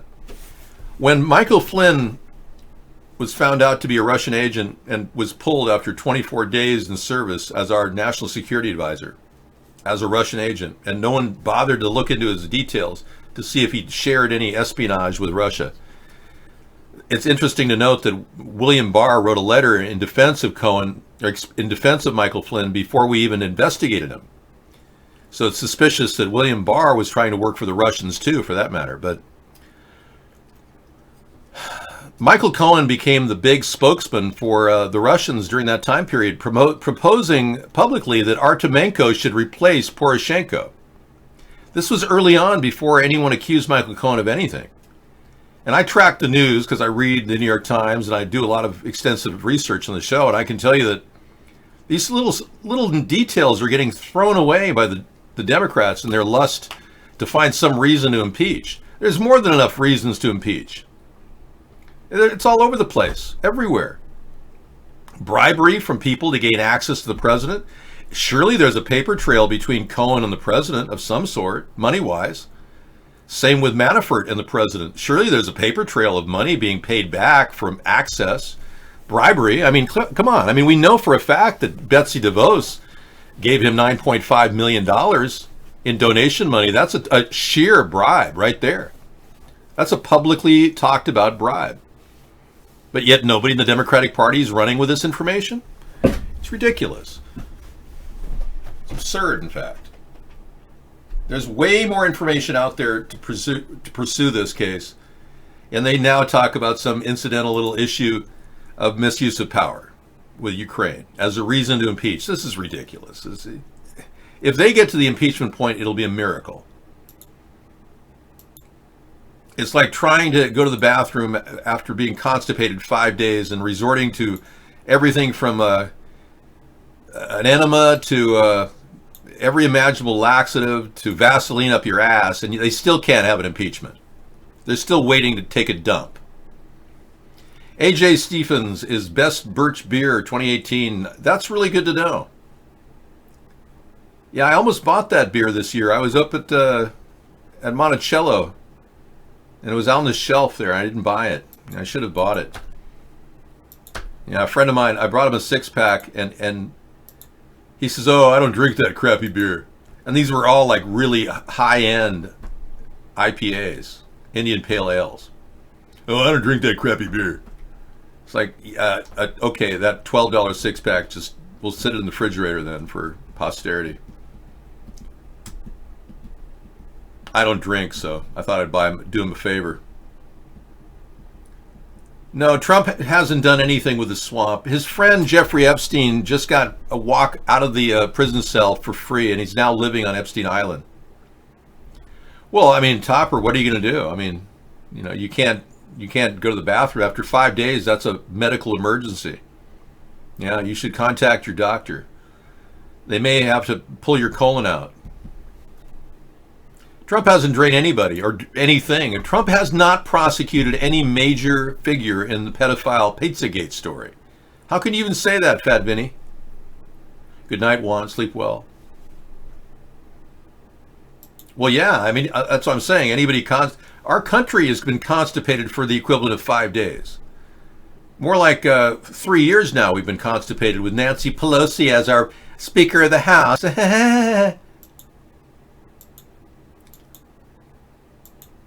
I'd gladly help support. I've even suggested they watch my Collusion 1, Collusion 2 videos. Yeah, I have them posted over at 153news.net. If you want to check out my videos, they're right over here. I just posted one of them called Epstein is Alive. Let's see how many hits that got. It's up to 1,500 hits in 1 week. Wow. And here I can't get any views on YouTube. I get like 3 views on YouTube, but I get 1,500 hits in 1 week on Epstein is Alive. How about that? I've got nearly 4,500 hits on the banned video. And these 2 videos, these collusion videos, have been seen by 5,500 people, roughly. These 2 videos are worth watching, Total Collusion and Total Collusion 2. They really just nail Trump in every area, every single article that brings him up. I put it all out there so that you can follow the trail of corruption. And if the Democrats just watch Collusion 1 and Collusion 2, they'd have more than enough evidence to launch an impeachment hearing immediately, validating every aspect of the impeachment process. 1, cheating in the election. We know that he knew the Russians rigged the election and didn't tell the FBI. Bingo, that's done. 2, misuse of power. Firing James Comey was just the start, saying he wanted to end the Russian thing, but the most important, in my opinion, was recently not even allowing Dan McGahn to speak out about how he tried to fire Mueller multiple times. Total misuse of power. He used the Department of Commerce to claim that trade with Russia was good for the economy, and they didn't have a single study to prove that. Constantly backing Russia. He actually used the Department of Homeland Security to claim that Russia didn't meddle in the election. And then a week later, the Department of Homeland Security recanted it, saying that they knew that there was meddling in the election. He's misused government offices, and recently he misused NOAA. He actually used the Secretary of Commerce to threaten 4 executives at NOAA to insist that, oh, Donald's right, that the hurricane was headed toward Alabama, not the Bahamas. I mean, talk about misuse of power there. It goes on and on.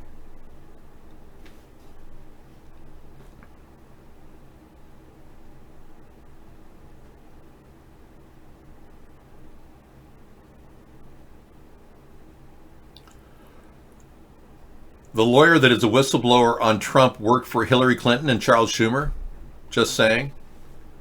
I'm sure that's the case. Some people who are career politicians definitely work for various people in the government, especially if he's in intelligence. It would stand to reason that this guy didn't feel comfortable talking about the problem directly to Trump, saying, excuse me, Mr. President, but I don't think you're allowed to bribe a Ukrainian official. Oh, who is this person? You're fired. Make that the 45th person I fired since I became president. He fires everybody that questions him. So he had no other recourse than to file a whistleblower complaint with the Inspector General. I mean, come on. And holding a man's history in the government against him does not nullify his testimony. What did Trump say? If Trump willingly tried to bribe a Ukrainian official in front of him, and this story is now being suppressed by Trump, Trump is walking into a snake pit or actually quicksand. And believe me, this will take him down. If he keeps trying to hide, and just like Nixon tried to hide and cover up the Watergate break-in, he did everything he could. He worked with Haldeman. I'm working with Haldeman and John Dean to make sure that no one can hear about anything. I am not a crook. That guy was a total crook. He's behaving exactly like Nixon was. And I remember Nixon. I was around back then. Yeah. Remember how he threatened Tom Arnold? He sent the Secret Service to Tom Arnold's house threatening him. We saw it on videotape. Tom Arnold videotaped his living room. And 2 thugs from Trump's administration. Hey, you better not talk about Mr. Trump this way. Tom Arnold didn't do anything. He just said he had film of Trump beating up his wife in an elevator. But he couldn't access the film and give it to anybody. He wasn't hurting the president. He was just talking about him allegedly seeing a videotape where Trump was beating up Melania in an elevator. And it was bought off. Well, I also do Ronald Reagan. And I've often thought it would be wonderful to talk about Ronald Reagan and Richard Nixon after the Bohemian Grove. I was thinking of doing an interview with myself. So, Dick, what did you think about those whack jobs at the Bohemian Grove? I'm telling you, they were nothing but a bunch of homosexuals. Well, one did put his hand on my leg, Dick. Wouldn't that be funny? They really did have a conversation. The truth is, Nixon did talk candidly about the Bohemian Grove, a bunch of sickos from the elitists that were trying to control Nixon too. I don't think Nixon was as corrupt as they say he was. He hadn't been touched by the New World Order. Hello, Mr. President. Hello, Ron. How are you? Just fine. And how are you? Well, I couldn't be better. You must have... The time is so far different. You're about only 7 o'clock. I can't play more than 8 seconds of that or they'll ban me from YouTube. I'm sorry, that's confidential information. Mr. Gorbachev, tear down your pants. Hey, Dave, look at what Atlas can now do, Boston Dynamics. Let's take a look and see how scary these RoboCops really are.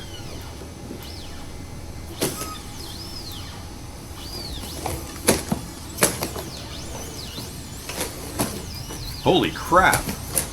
Oh my gosh. I'm kind of freaking out. Well, I got to work on those maneuvers. Yeah, I haven't been able to do that one. I'm going to work on it. Yeah. That is exciting and scary too, don't you think? Those things will be fully functional in your local police force in a couple of weeks if you keep this up. Well, let's be clear. The ED 2009 can take them out, really? Well, spot on Ronnie and spot on Dick. It's not a wig, guest 688. That's tomorrow night. This is my real hair, connected to follicles. Thank you. Wig Wednesday's tomorrow. Well, all I can say is throwing water on it, they've probably worked through that detail. It's probably waterproof. I'm pretty confident that if they can make a robot do that, it's definitely got gaskets that are waterproof on it. It's Thursday where you are? Well, what are you, the North Pole or something? They're going to do katas for Kung Fu. They probably got the release. This is probably the weakest of their releases. They probably worked out like every martial art kata. And the robot is probably ready to kick your ass. I know. We've been wanting to see the impeachment of Cheeto Face for some time, and I know a lot of people are really looking forward to this impeachment hearing. I know I'll be glued to the screen. No, I don't even have cable. What am I saying? It's the impeachment process of Cheeto Face, and just in time for Halloween. Introducing Cheeto Face, the new presidential campaign of Donald Trump. I don't know. If impeachment happens, it'll be a miracle. Nancy Pelosi is got the will and spunk of a Xanax and a Valium in a drink of chamomile tea. I mean, she seems so uninspired. Nancy Pelosi. Well, isn't she special? Well, isn't that super special? Yeah, she's just too old and her face is falling off and she needs to actually, I don't know, maybe get that new face replacement therapy that they've got now. Yeah, it's a spray that was developed by this man named David Sponheim in 2019, where he sprayed it on his face. It's the Fountain of Youth water. She needs some Fountain of Youth water. Nancy, if you're listening to me, I would like to give you I'd like to give you a facial, but that would be very inappropriate. Brilliant, it is. And I mastered it with my Fountain of Youth water mixed with the Dermaceutical fruit enzyme created by Michel Dermaceuticals. It'd be great. I'd legalize pot for everybody and you'd be able to grow it immediately and start profiting from it. We'd want to get 10% if I could legalize it. If you were to grow it in your backyard, we'd give you the option of going online and filing an affidavit saying you grew, say so many, ounces or whatever, and you sold it to a local retailer and you want to just pay a small tax. Or the local retailer will give you that slip and have you mail that tax in. Or he'll pull it out of the money he gives you. Something like that. Well, I'm going to say 10% at every stage. So 10% for the grower, 10% for the trimmers and the packagers, and 10% for the retailer. So if we can get 30% from marijuana sales, it's a functional model that will actually grow in the countrywide. Right now, the state of Washington's pulling 42%, and it's hurting a lot of marijuana providers. They work on a very small margin of profit. And the recreational stores are barely hanging in there, but they are employing like 5 or 6 people per day.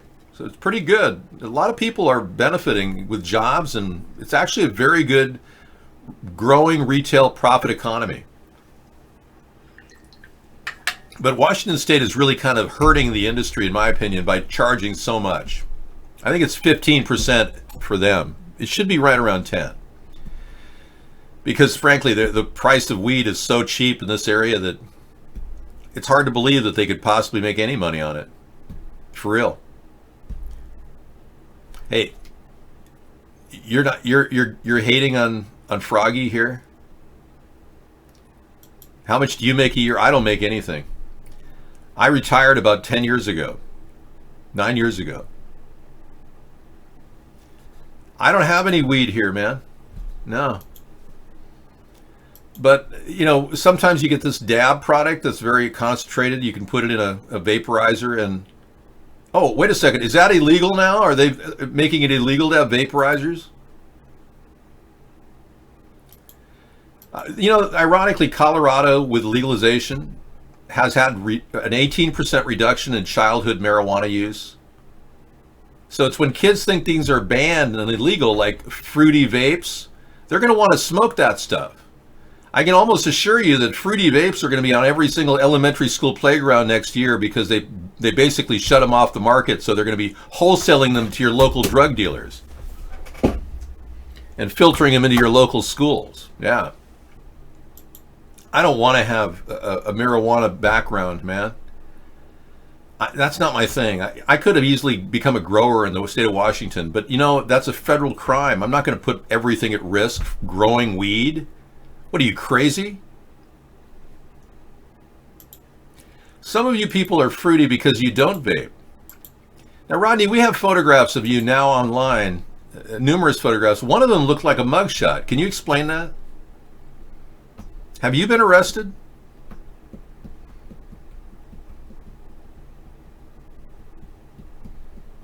You can be frank with us. We've known you a long time.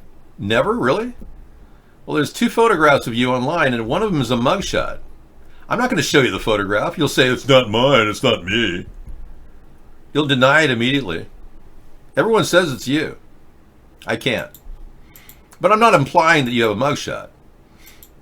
But if you say no, I believe you.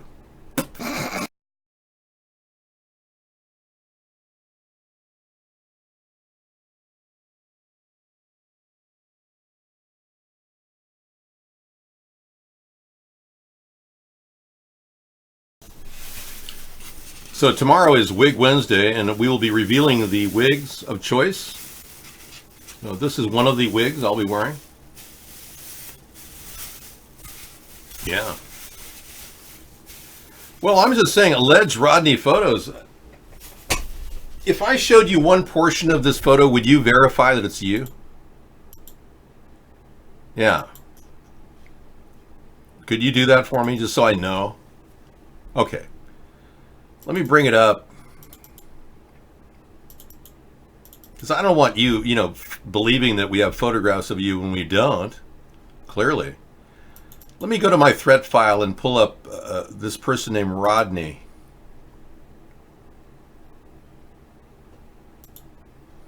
Oh, sorry. Was that you? I pulled it up full front. Is that you, Rodney, picking your nose? It's not you? Okay. Then all those photographs of that Rodney character are not a match for him. All right. Good. Thank you for clarifying that. I kind of thought that you wouldn't be so foolish as to put your face out there. You'd have to be an absolute genius to put your face out there like this. I mean, you got to wonder who the hell would do that. I don't know. A guy named David Sponheim. Anyway, now that the Trudeau brown face is out, I guess it's fair game for me to show you what I did in 2014 when I talked about legalizing marijuana, and I got the word out as Barack Obama's impersonator, broke insane Obamas. So I must have known in advance that Trudeau would have been called out as being a blackface guy, and Northam, Governor Northam in Virginia would be called out. So I must have preceded all that. Anyway, back to the subject at hand, impeachment, and more of the same. Actually, I believe it's a time for a media break. I'm running a little late. Normally I play my big, huge sound file titled Mr. Right.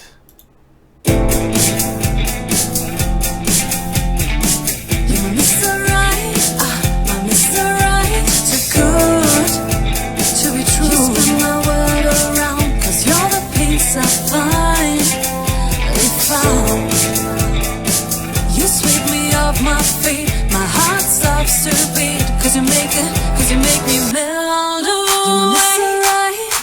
My Mr. Right, too good.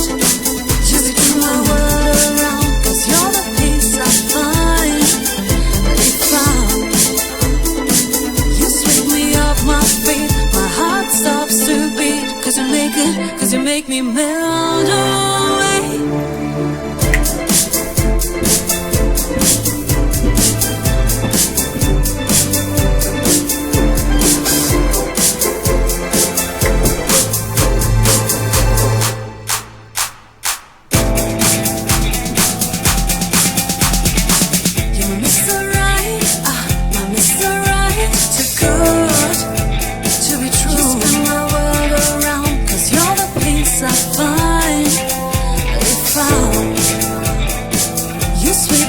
My feet, my heart stops to beat. Cause you make me melt away.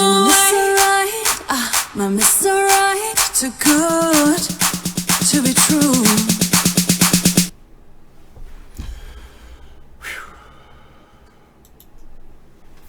So we don't know what you look like, Rodney. We'll never know. Now that the cat's out of the bag, you're not that guy. Okay. Spot is finally able to be purchased. Boston Dynamics Spot is now available. That dog component that you could get for your house to guard your house and kick some serious industrial ass. A nimble robot that climbs stairs and traverses through rough terrain with unprecedented ease, yet so small enough to use indoors. Built to be a rugged and customizable platform. Spot autonomously accomplishes your industrial sensing and remote operation needs. You know, I saw Spot in a movie, Black Mirror. Remember that episode regarding the dangers of technologies? That was intense. I'm going to pass. If you can get me a price tag, that'd be great. Introducing the Spot launch.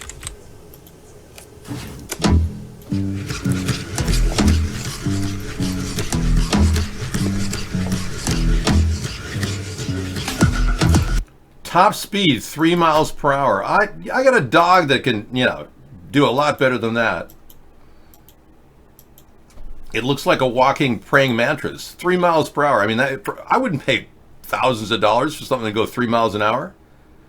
I'd want at least 25 miles an hour just to compete with your average dog. I mean, come on. A cheetah can go, 36 miles per hour, top speed?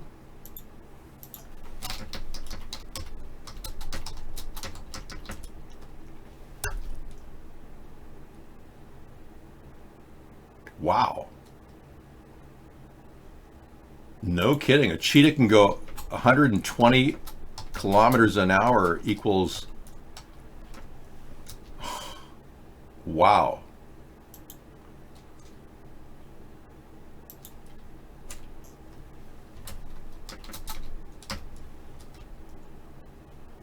"75 miles per hour a cheetah can go." I didn't know that. I better not go on that African tour with Eric Trump.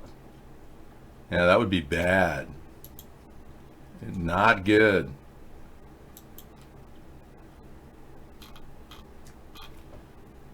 Yeah, I was going to go on that tour, Kill with the President's Sons, you know, when they go out shooting and everything.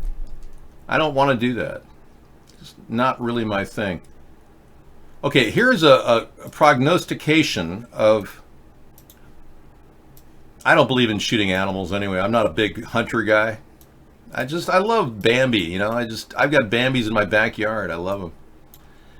21.28% chance that Trump will leave office before the end of his first term. The probability was generated from the betting markets 26 minutes ago. It just went up rapidly. Huh. If we legitimize Trump's behavior, it'll be open season on our politics. Wow. Did Trump betray his country? Okay. Well, he's used to the foray of people, you know, criticizing him. He can handle it. You can't handle the truth. You want to bet? It's Truth Tuesday. I can handle it. You can't handle it. Okay, we're back in the room. Hey, thanks, iVloggers, for hanging out. We're getting a few more people in that show eventually. You see that thing, and I think of that deadly robot in the Red Planet with Val Kilmer. Yeah. I think of Val Kilmer and how scary his life has been. The guy's been battling throat cancer like Michael Douglas. And, you know, he studied at the Juilliard School of Acting. And Val Kilmer is probably one of the perhaps greatest actors of our time. Yeah, I like him. Saw him in The Doors in their debut. Let's see what he looks like in 2019. Okay. Working on looking better. Oh. He's had better days. He's battled throat cancer, folks. If you look that good battling throat cancer, you got something going on. And you get that moon face when you're on steroids, so that'll all go away. You hang in there, buddy. You're awesome. One of the greatest actors of our time, Val Kilmer. If you haven't seen Salton Sea, it's really, really incredible. I think that was a turning point for him. When he was immersed in the drug addicted world of Salton Sea and the meth heads that were around him making the movie, must have affected him. Well, you think the percentage of Trump leaving office went up because it's going to be easier to see his taxes? Do you think seeing his taxes won't lead to impeachment? I mean, he's guarding those taxes like they were, you know, his baby blanket that he had when he was a little kid. Yeah, I would guard my baby blanket. In fact, I have my baby blanket. I definitely would guard it. You couldn't see my baby blanket. It's not a bit. This has been tried and tested in Catskills. It works. Just need people with brains to listen to it. But no, seriously. I would not show you my baby blanket at all. Well, you think Nixon resigned, really? Well, I don't think Nixon would have resigned if he hadn't been pardoned immediately by Gerald Ford. Please don't call in. You can't call in anyway. You've been completely blocked. Yeah, my fellow Americans. My friend Bibi Rebozo is here to share his views on marijuana. Bibi, could you tell people where you got your pot? I've never heard Bibi speak. Have you ever heard Bibi Rebozo actually talk? Let's take a look. I've heard his name many times. Kind of like Haile Selassie. You know, no one's ever seen Haile Selassie speak out. Let's listen to Bibi Rebozo talk to his friend Nixon, Dick Nixon.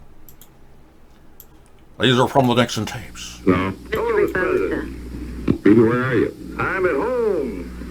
What the hell are you doing there? Well, I just finished my annual shareholders meeting and take this yourself to dinner. No, I'm in the kitchen by myself. I got a couple of them in the living room. I'm in the kitchen by myself, but she's with you in... Yeah, I don't know, man. Bibi Rebozo doesn't sound like some mobster to me. He sounds like a nice guy, you know? I always thought Bibi Rebozo was some mobster guy, you know? It sounds like a guy I'd talk to on the phone. Hey, how you doing, Bibi? How you doing? What's going on there, buddy? What are you drinking there, buddy? Well, I'm not sure I have the threat file available to you at all, Rodney. That's a private threat file that I've been keeping of all the things that have come in, including the transcriptions and the voice-to-text copies of your hateful calls to my phone number. Yeah, we have all your voice-to-text whenever you made statements to me. Yeah, we have put it all in the threat file. Yeah, he didn't look like the kind of guy who would be speaking like that. I was thinking more like a Tony Soprano kind of guy, you know? Yeah, like a Tony Soprano. Well, the voicemail, when you call up 1707 your ATP and leave hateful messages, we have all those. Hey there, buddy. Hey, Dave. I want you to know something. Yeah. You're welcome to it. They keep going in and they keep going in the voice-to-text threat file. It just adds automatically. I wrote a mini app to move all the files right into the dump load. No, I don't think Shrek was Rodney, but he could have been using a voice modulator to change his voice. You know, this guy Ghost Politics uses a voice modulator. You know who that is? That's actually T. Rucker. Hey Dave, how's Sarah? How's the lovely Sarah? T. Rucker is alive. Yeah. And because Mark cried over his death, he can't go online, so Mark pays him like $2,000 to do a competitive show against me. Now, mind you, I haven't made a penny in my entire time doing this for 11 years, but Mark pays him $2,000 to keep up with me. Hey, it's me, Awesome Carl. You do all those voices freehand? Really? You don't use a voice modulator. Well, you see, it's possible. Most people can do those things when you're very talented like I am. Hey, Discount. Live at large, buddy. Live at large. That was vicious. That was a vicious rumor. Well, I'm just happy we don't have to talk about anything anymore. We can just stop talking. Yeah, it's great. We reached that epic point in history where we've been oversensitized, and the talking points are so boring that we can barely even have a conversation. When I found out the White House seeks a deal for the whistleblower to speak to Congress, now I'm beginning to think Trump is seeking immunity from prosecution. I would gladly show you the whistleblower statements if you give me assurances you won't impeach me. Can you imagine? He's trying to cut a deal with Congress to show the whistleblower's information, which is pertinent to the Ukraine mystery we have right now. Yeah, he's got one-of-a-kind voice. Da Vinci's surgical robot system, surgery on a grape. The delicacy of a grape, as seen by the Da Vinci surgical system. I would trust the surgical system with surgery on my body. I would. I mean, if they can do this to a grape, can you imagine what they could do to my testicle? Well, David, we're going to go in here and snip open and yeah, we extract all of your spermatozoa and send it to the World Sperm Bank, where it'll be synthesized into many, many Daves. That's scary. Let's just fillet the grape. You know, this is kind of freaky because, you know, when I first met Sarah, she actually did that to a grape. You think Sarah's a robot? That is amazing. Good job, Mr. Da Vinci Surgical Unit. It's amazing. Isn't it amazing? Yeah, so I'm confident that we'll be able to get rid of these stinking doctors that suck money out of your pocket every time you go in for surgery, and put a lien on your house when they stitch your body up with metal staples after performing a tumor ligation. That's exactly what Sarah did when I first met her. I was like, "What are you doing?" And she said, "I'm peeling a grape." It was the funniest thing. She would peel every grape. She'd pull the skin off. Those were the days. When she was, when I first met her. Sarah looked a little like, she was 20 years old when I first met her. She didn't look like this Greta girl who's been exploited by the global elitists. She's only, 15? Yeah. You have to wait till a woman is at least 20 to really date her, I think. 18 is still too young, 19, and Greta. Hello, Greta, my old friend.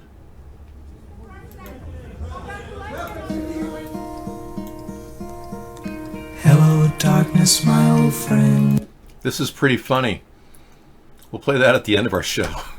Yeah, they're using the same, the commies and Nazis are using the same propaganda tools they were using in the 1930s, putting a little girl out to scream and talk about how she's been violated, and and she is very depressed, and I think she does need some serious counseling at the very least. But I agree with Greta's message. I do. I really believe that she had a strong perspective that we have to do something about this great earth of ours. Ignoring it like the Republicans is not the solution.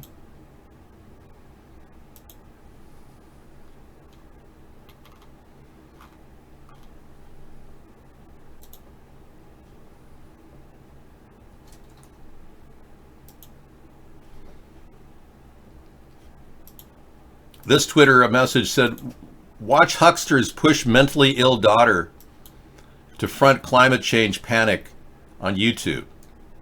Greta suffers from major depression disorder and was suicidal. I do not want this anxiety-stricken girl stressing our children out with her garbage scam." And then it goes on to show her garbage scam, apparently.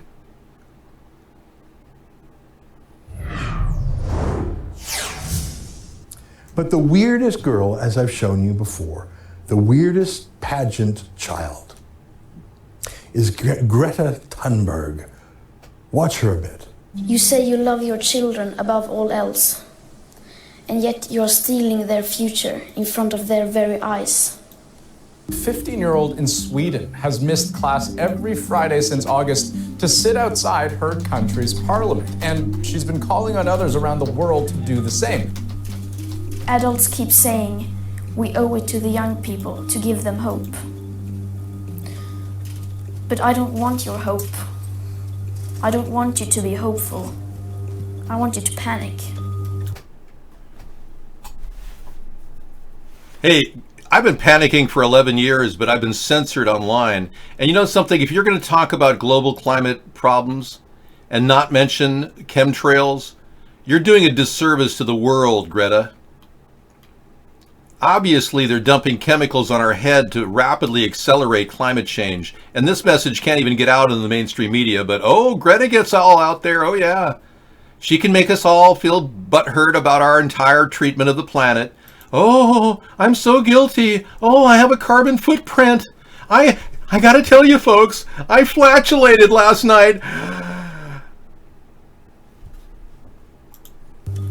I want you to feel the fear I feel every day. I mean, come on. You want everyone to live in fear, young lady? Come on, grow up. You're not going to make it through life if you live in fear all the time. You know, if I lived in fear, I would be cowering in my bunker right now with an artillery ready for action. Instead, I'm here in my controlled environment, in my controlled subterranean environment with no chance of anyone getting near me. I don't live in fear at all. And then I want you to act. You see what I mean? I see what you mean, Ezra, and I appreciate your perspective. And believe me, I don't want to go down this commie, Nazi, climate change, carbon point BS crap that the Democrats keep pushing.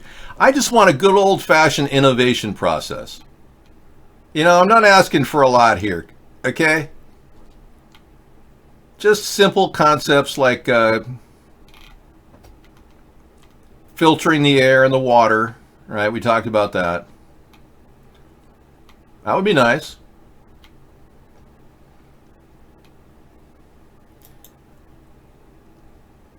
A little less transgenderism stuck in my face every day. That's getting to be tiresome. Have you ever noticed that everywhere you turn, tranny this, tranny that? It's like you can never avoid the word transsexual anymore.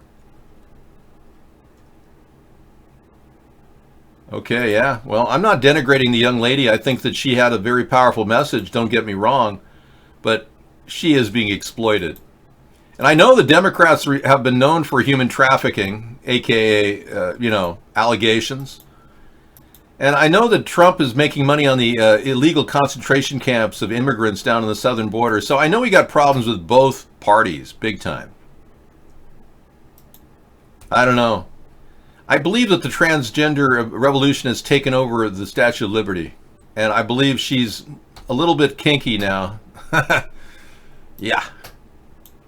The Statue of Liberty was watching a little too much gay porn.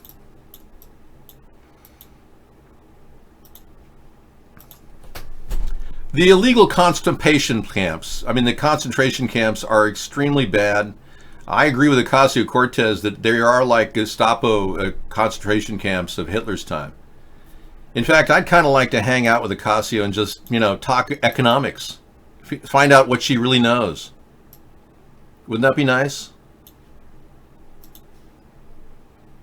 She claims she has a degree in economics from Boston or the University of Massachusetts. Yep, Ocasio. Grad.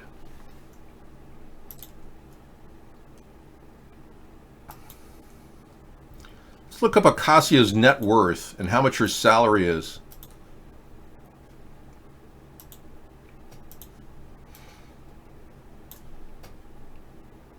She's kind of the rags to riches answer an ad in the newspaper. Her brother answered an ad in the newspaper by the social justice Democrats. They said, we're going to stick you in office. Yeah. Youngest woman ever elected to Congress. Her net worth is right around $7,000. She was only making $26,000 annually before being elected, but her salary is going to be, pretty high up there. She has to pay her student debt off to the University of Massachusetts for giving her an economics degree, pro bono. All right, $7,000. She's got a lot of money in the bank. That's more than you have, right, Rodney? Yeah. There's a YouTube DJ who's funny, really? Who is it? Because I'm trying to laugh on YouTube. I can't find anybody who's funny. Just tell me who it is and I'll laugh.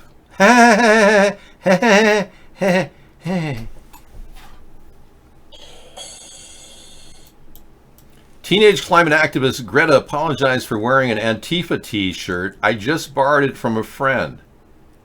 Did her parents borrow theirs from a friend too? You wonder. And we had video of her mother. Oh man. I can't even go there. That's like sexy opera. Yeah. Well, I hope everything works out for Greta. I wish her the best on our pathway home. Will she be tugging that boat back with a diesel? Will she be tugging that boat back to home with a diesel tugboat?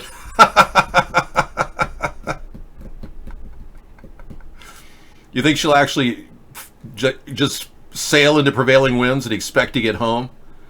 Can you imagine a person allowing their daughter to go on a boat trip at 15 years old? I can't. I can't even imagine having a daughter.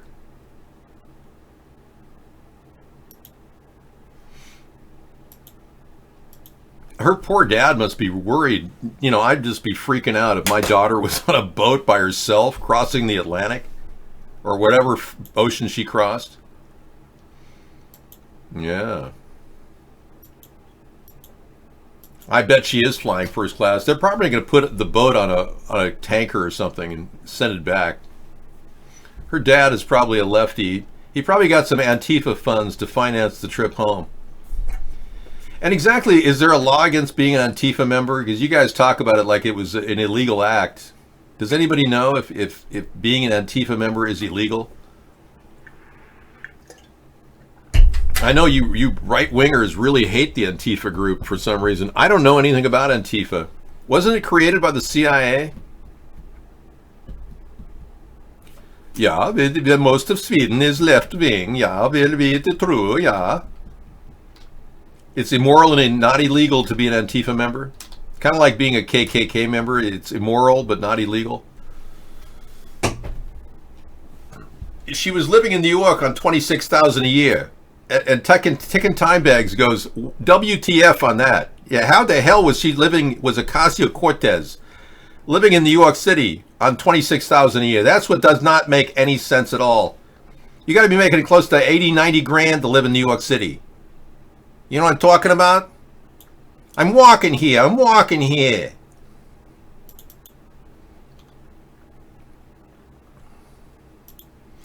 Well, Donald Trump won't prosecute her, and she claims 2 men in colonial outfits assaulted her with smallpox-infested blankets.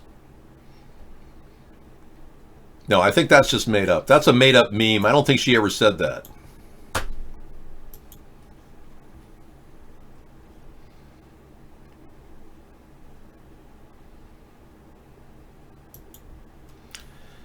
Anyone want to see any more of this woman who's going to take on Nadler in the Democratic race? I got a couple more pictures of how dare you, Donald Trump. Let's see. She's had 719 views 1 month ago. How dare you, Donald Trump? You have blood on your hands. You've incited white supremacist terrorism in America. Don't think you can take 3 steps towards white supremacy and 1 step back. You aren't fooling anyone. We know exactly where you want to take this country.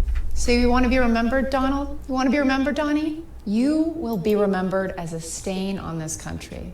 And every GOP politician who's gotten in line behind all of your hate-filled agenda will have to be a part of that legacy too. And all the Democratic politicians who haven't stood up against you, they will have to bear this as well. Donnie, we know you and your cronies, Mike Pence, Mitch McConnell, Lindsey Graham, Stephen Miller. The cruelty is the point. You get off on it. We see you. Separating a mother or father from their child, giving them no sense of when they'll see each other again, so carelessly losing track of those children that you're pretending to care for. It's a human rights abuse, and you will never live it down. If I could see you, I would stare down at you. Doesn't matter how tall you are, you'll always be small. You're a repulsive human being. Well, that's bound to get her some votes. Donald, you're a repulsive human being. Hey, somebody did capture a picture of Rodney going very fast by a car here. Let's take a look. There you are. Oh my gosh. Rodney, look at you. You're something else, man. Wow. I couldn't even make out your face. Oh my God, this is funny. It's Rodney, yeah. Thanks, Scissor Fight. I think Rodney went to bed a while back. He's not even in the show anymore. He left himself in the show, but he's not really there. Hey there, good buddy. How you doing? Well.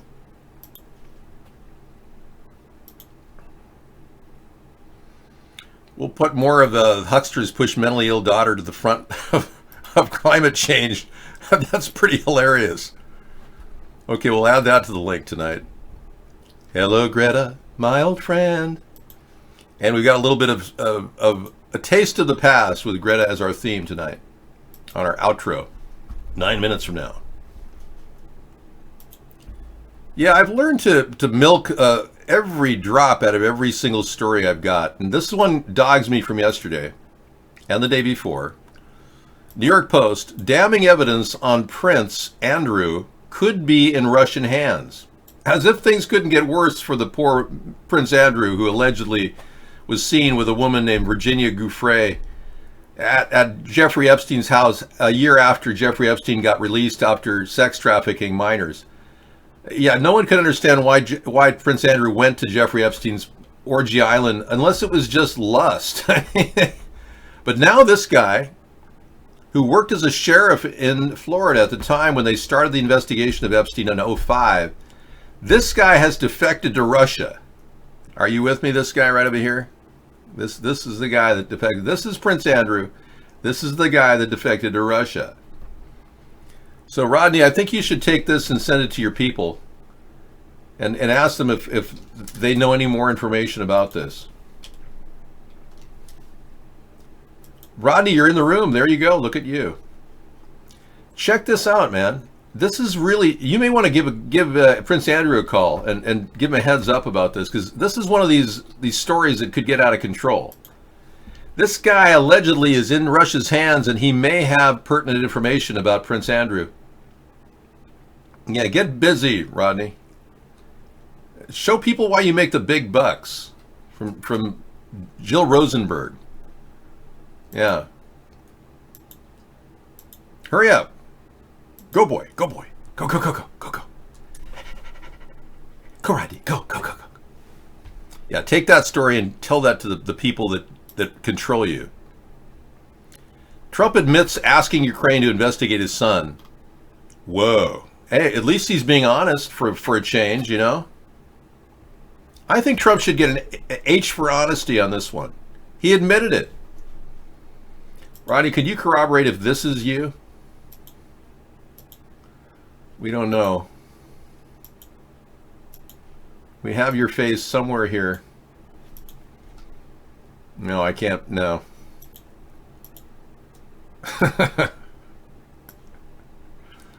Well, I don't know. This could be you.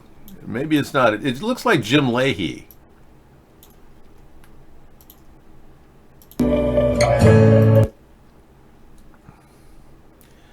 So impeachment, Adam Schiff says impeachment may be the only remedy. All right, that's not you? Okay, good. If the president is essentially withholding military aid at the same time that he's trying to browbeat a foreign leader into doing something illicit that's providing dirt on an opponent during a presidential campaign, then that may be the only remedy that is co-equal to the evil that conduct represents. The news broke out about an anonymous intelligence official who filed a whistleblower complaint involving a July 25th conversation between Trump and Ukrainian President Volodymyr Zelensky. The Wall Street Journal reported that Trump urged Zelensky about 8 times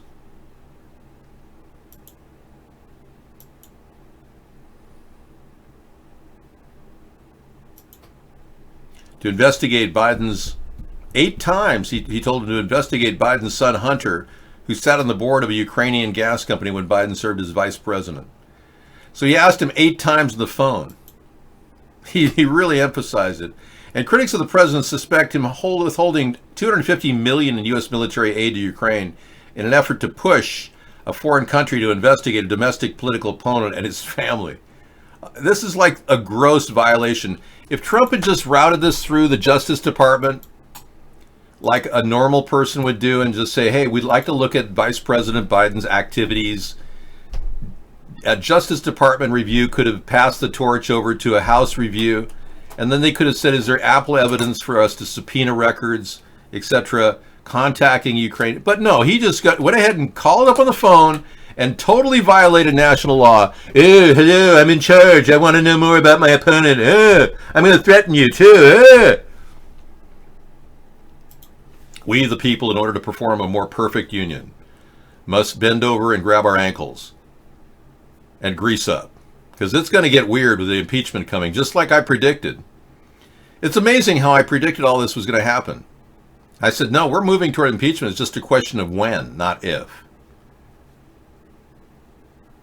The First Lady was bashing Trump. That woman is a woman named Lindsey Boylan, a Democrat for New York District 10. I ran in Washington District 10 for state representative. She's running against a U.S. House of Representative, Mr. Nadler, who's spearheading the investigation. He thinks that, there's her channel. He thinks he's doing fine. She thinks he's taking too much time. But it kind of nullifies her point once the impeachment trial starts. So Nadler's still very much in charge. So the chances are his contingency of people that'll vote for the incumbent are more than enough to probably give him a win in the Democratic Congress if an impeachment were to go forward and they were to win. So if the impeachment doesn't go forward, there's a good chance she may just win, especially considering she does look pretty good. She doesn't quite look like the fat Jewish guy who eats lots of bagels and lox. Yeah, she's got a pretty winnable approach. I think she's got a good chance. I'm Lindsay Boylan, and I'm running for Congress. I'm a mom, the daughter of a Marine from Queens, and a lifelong public servant.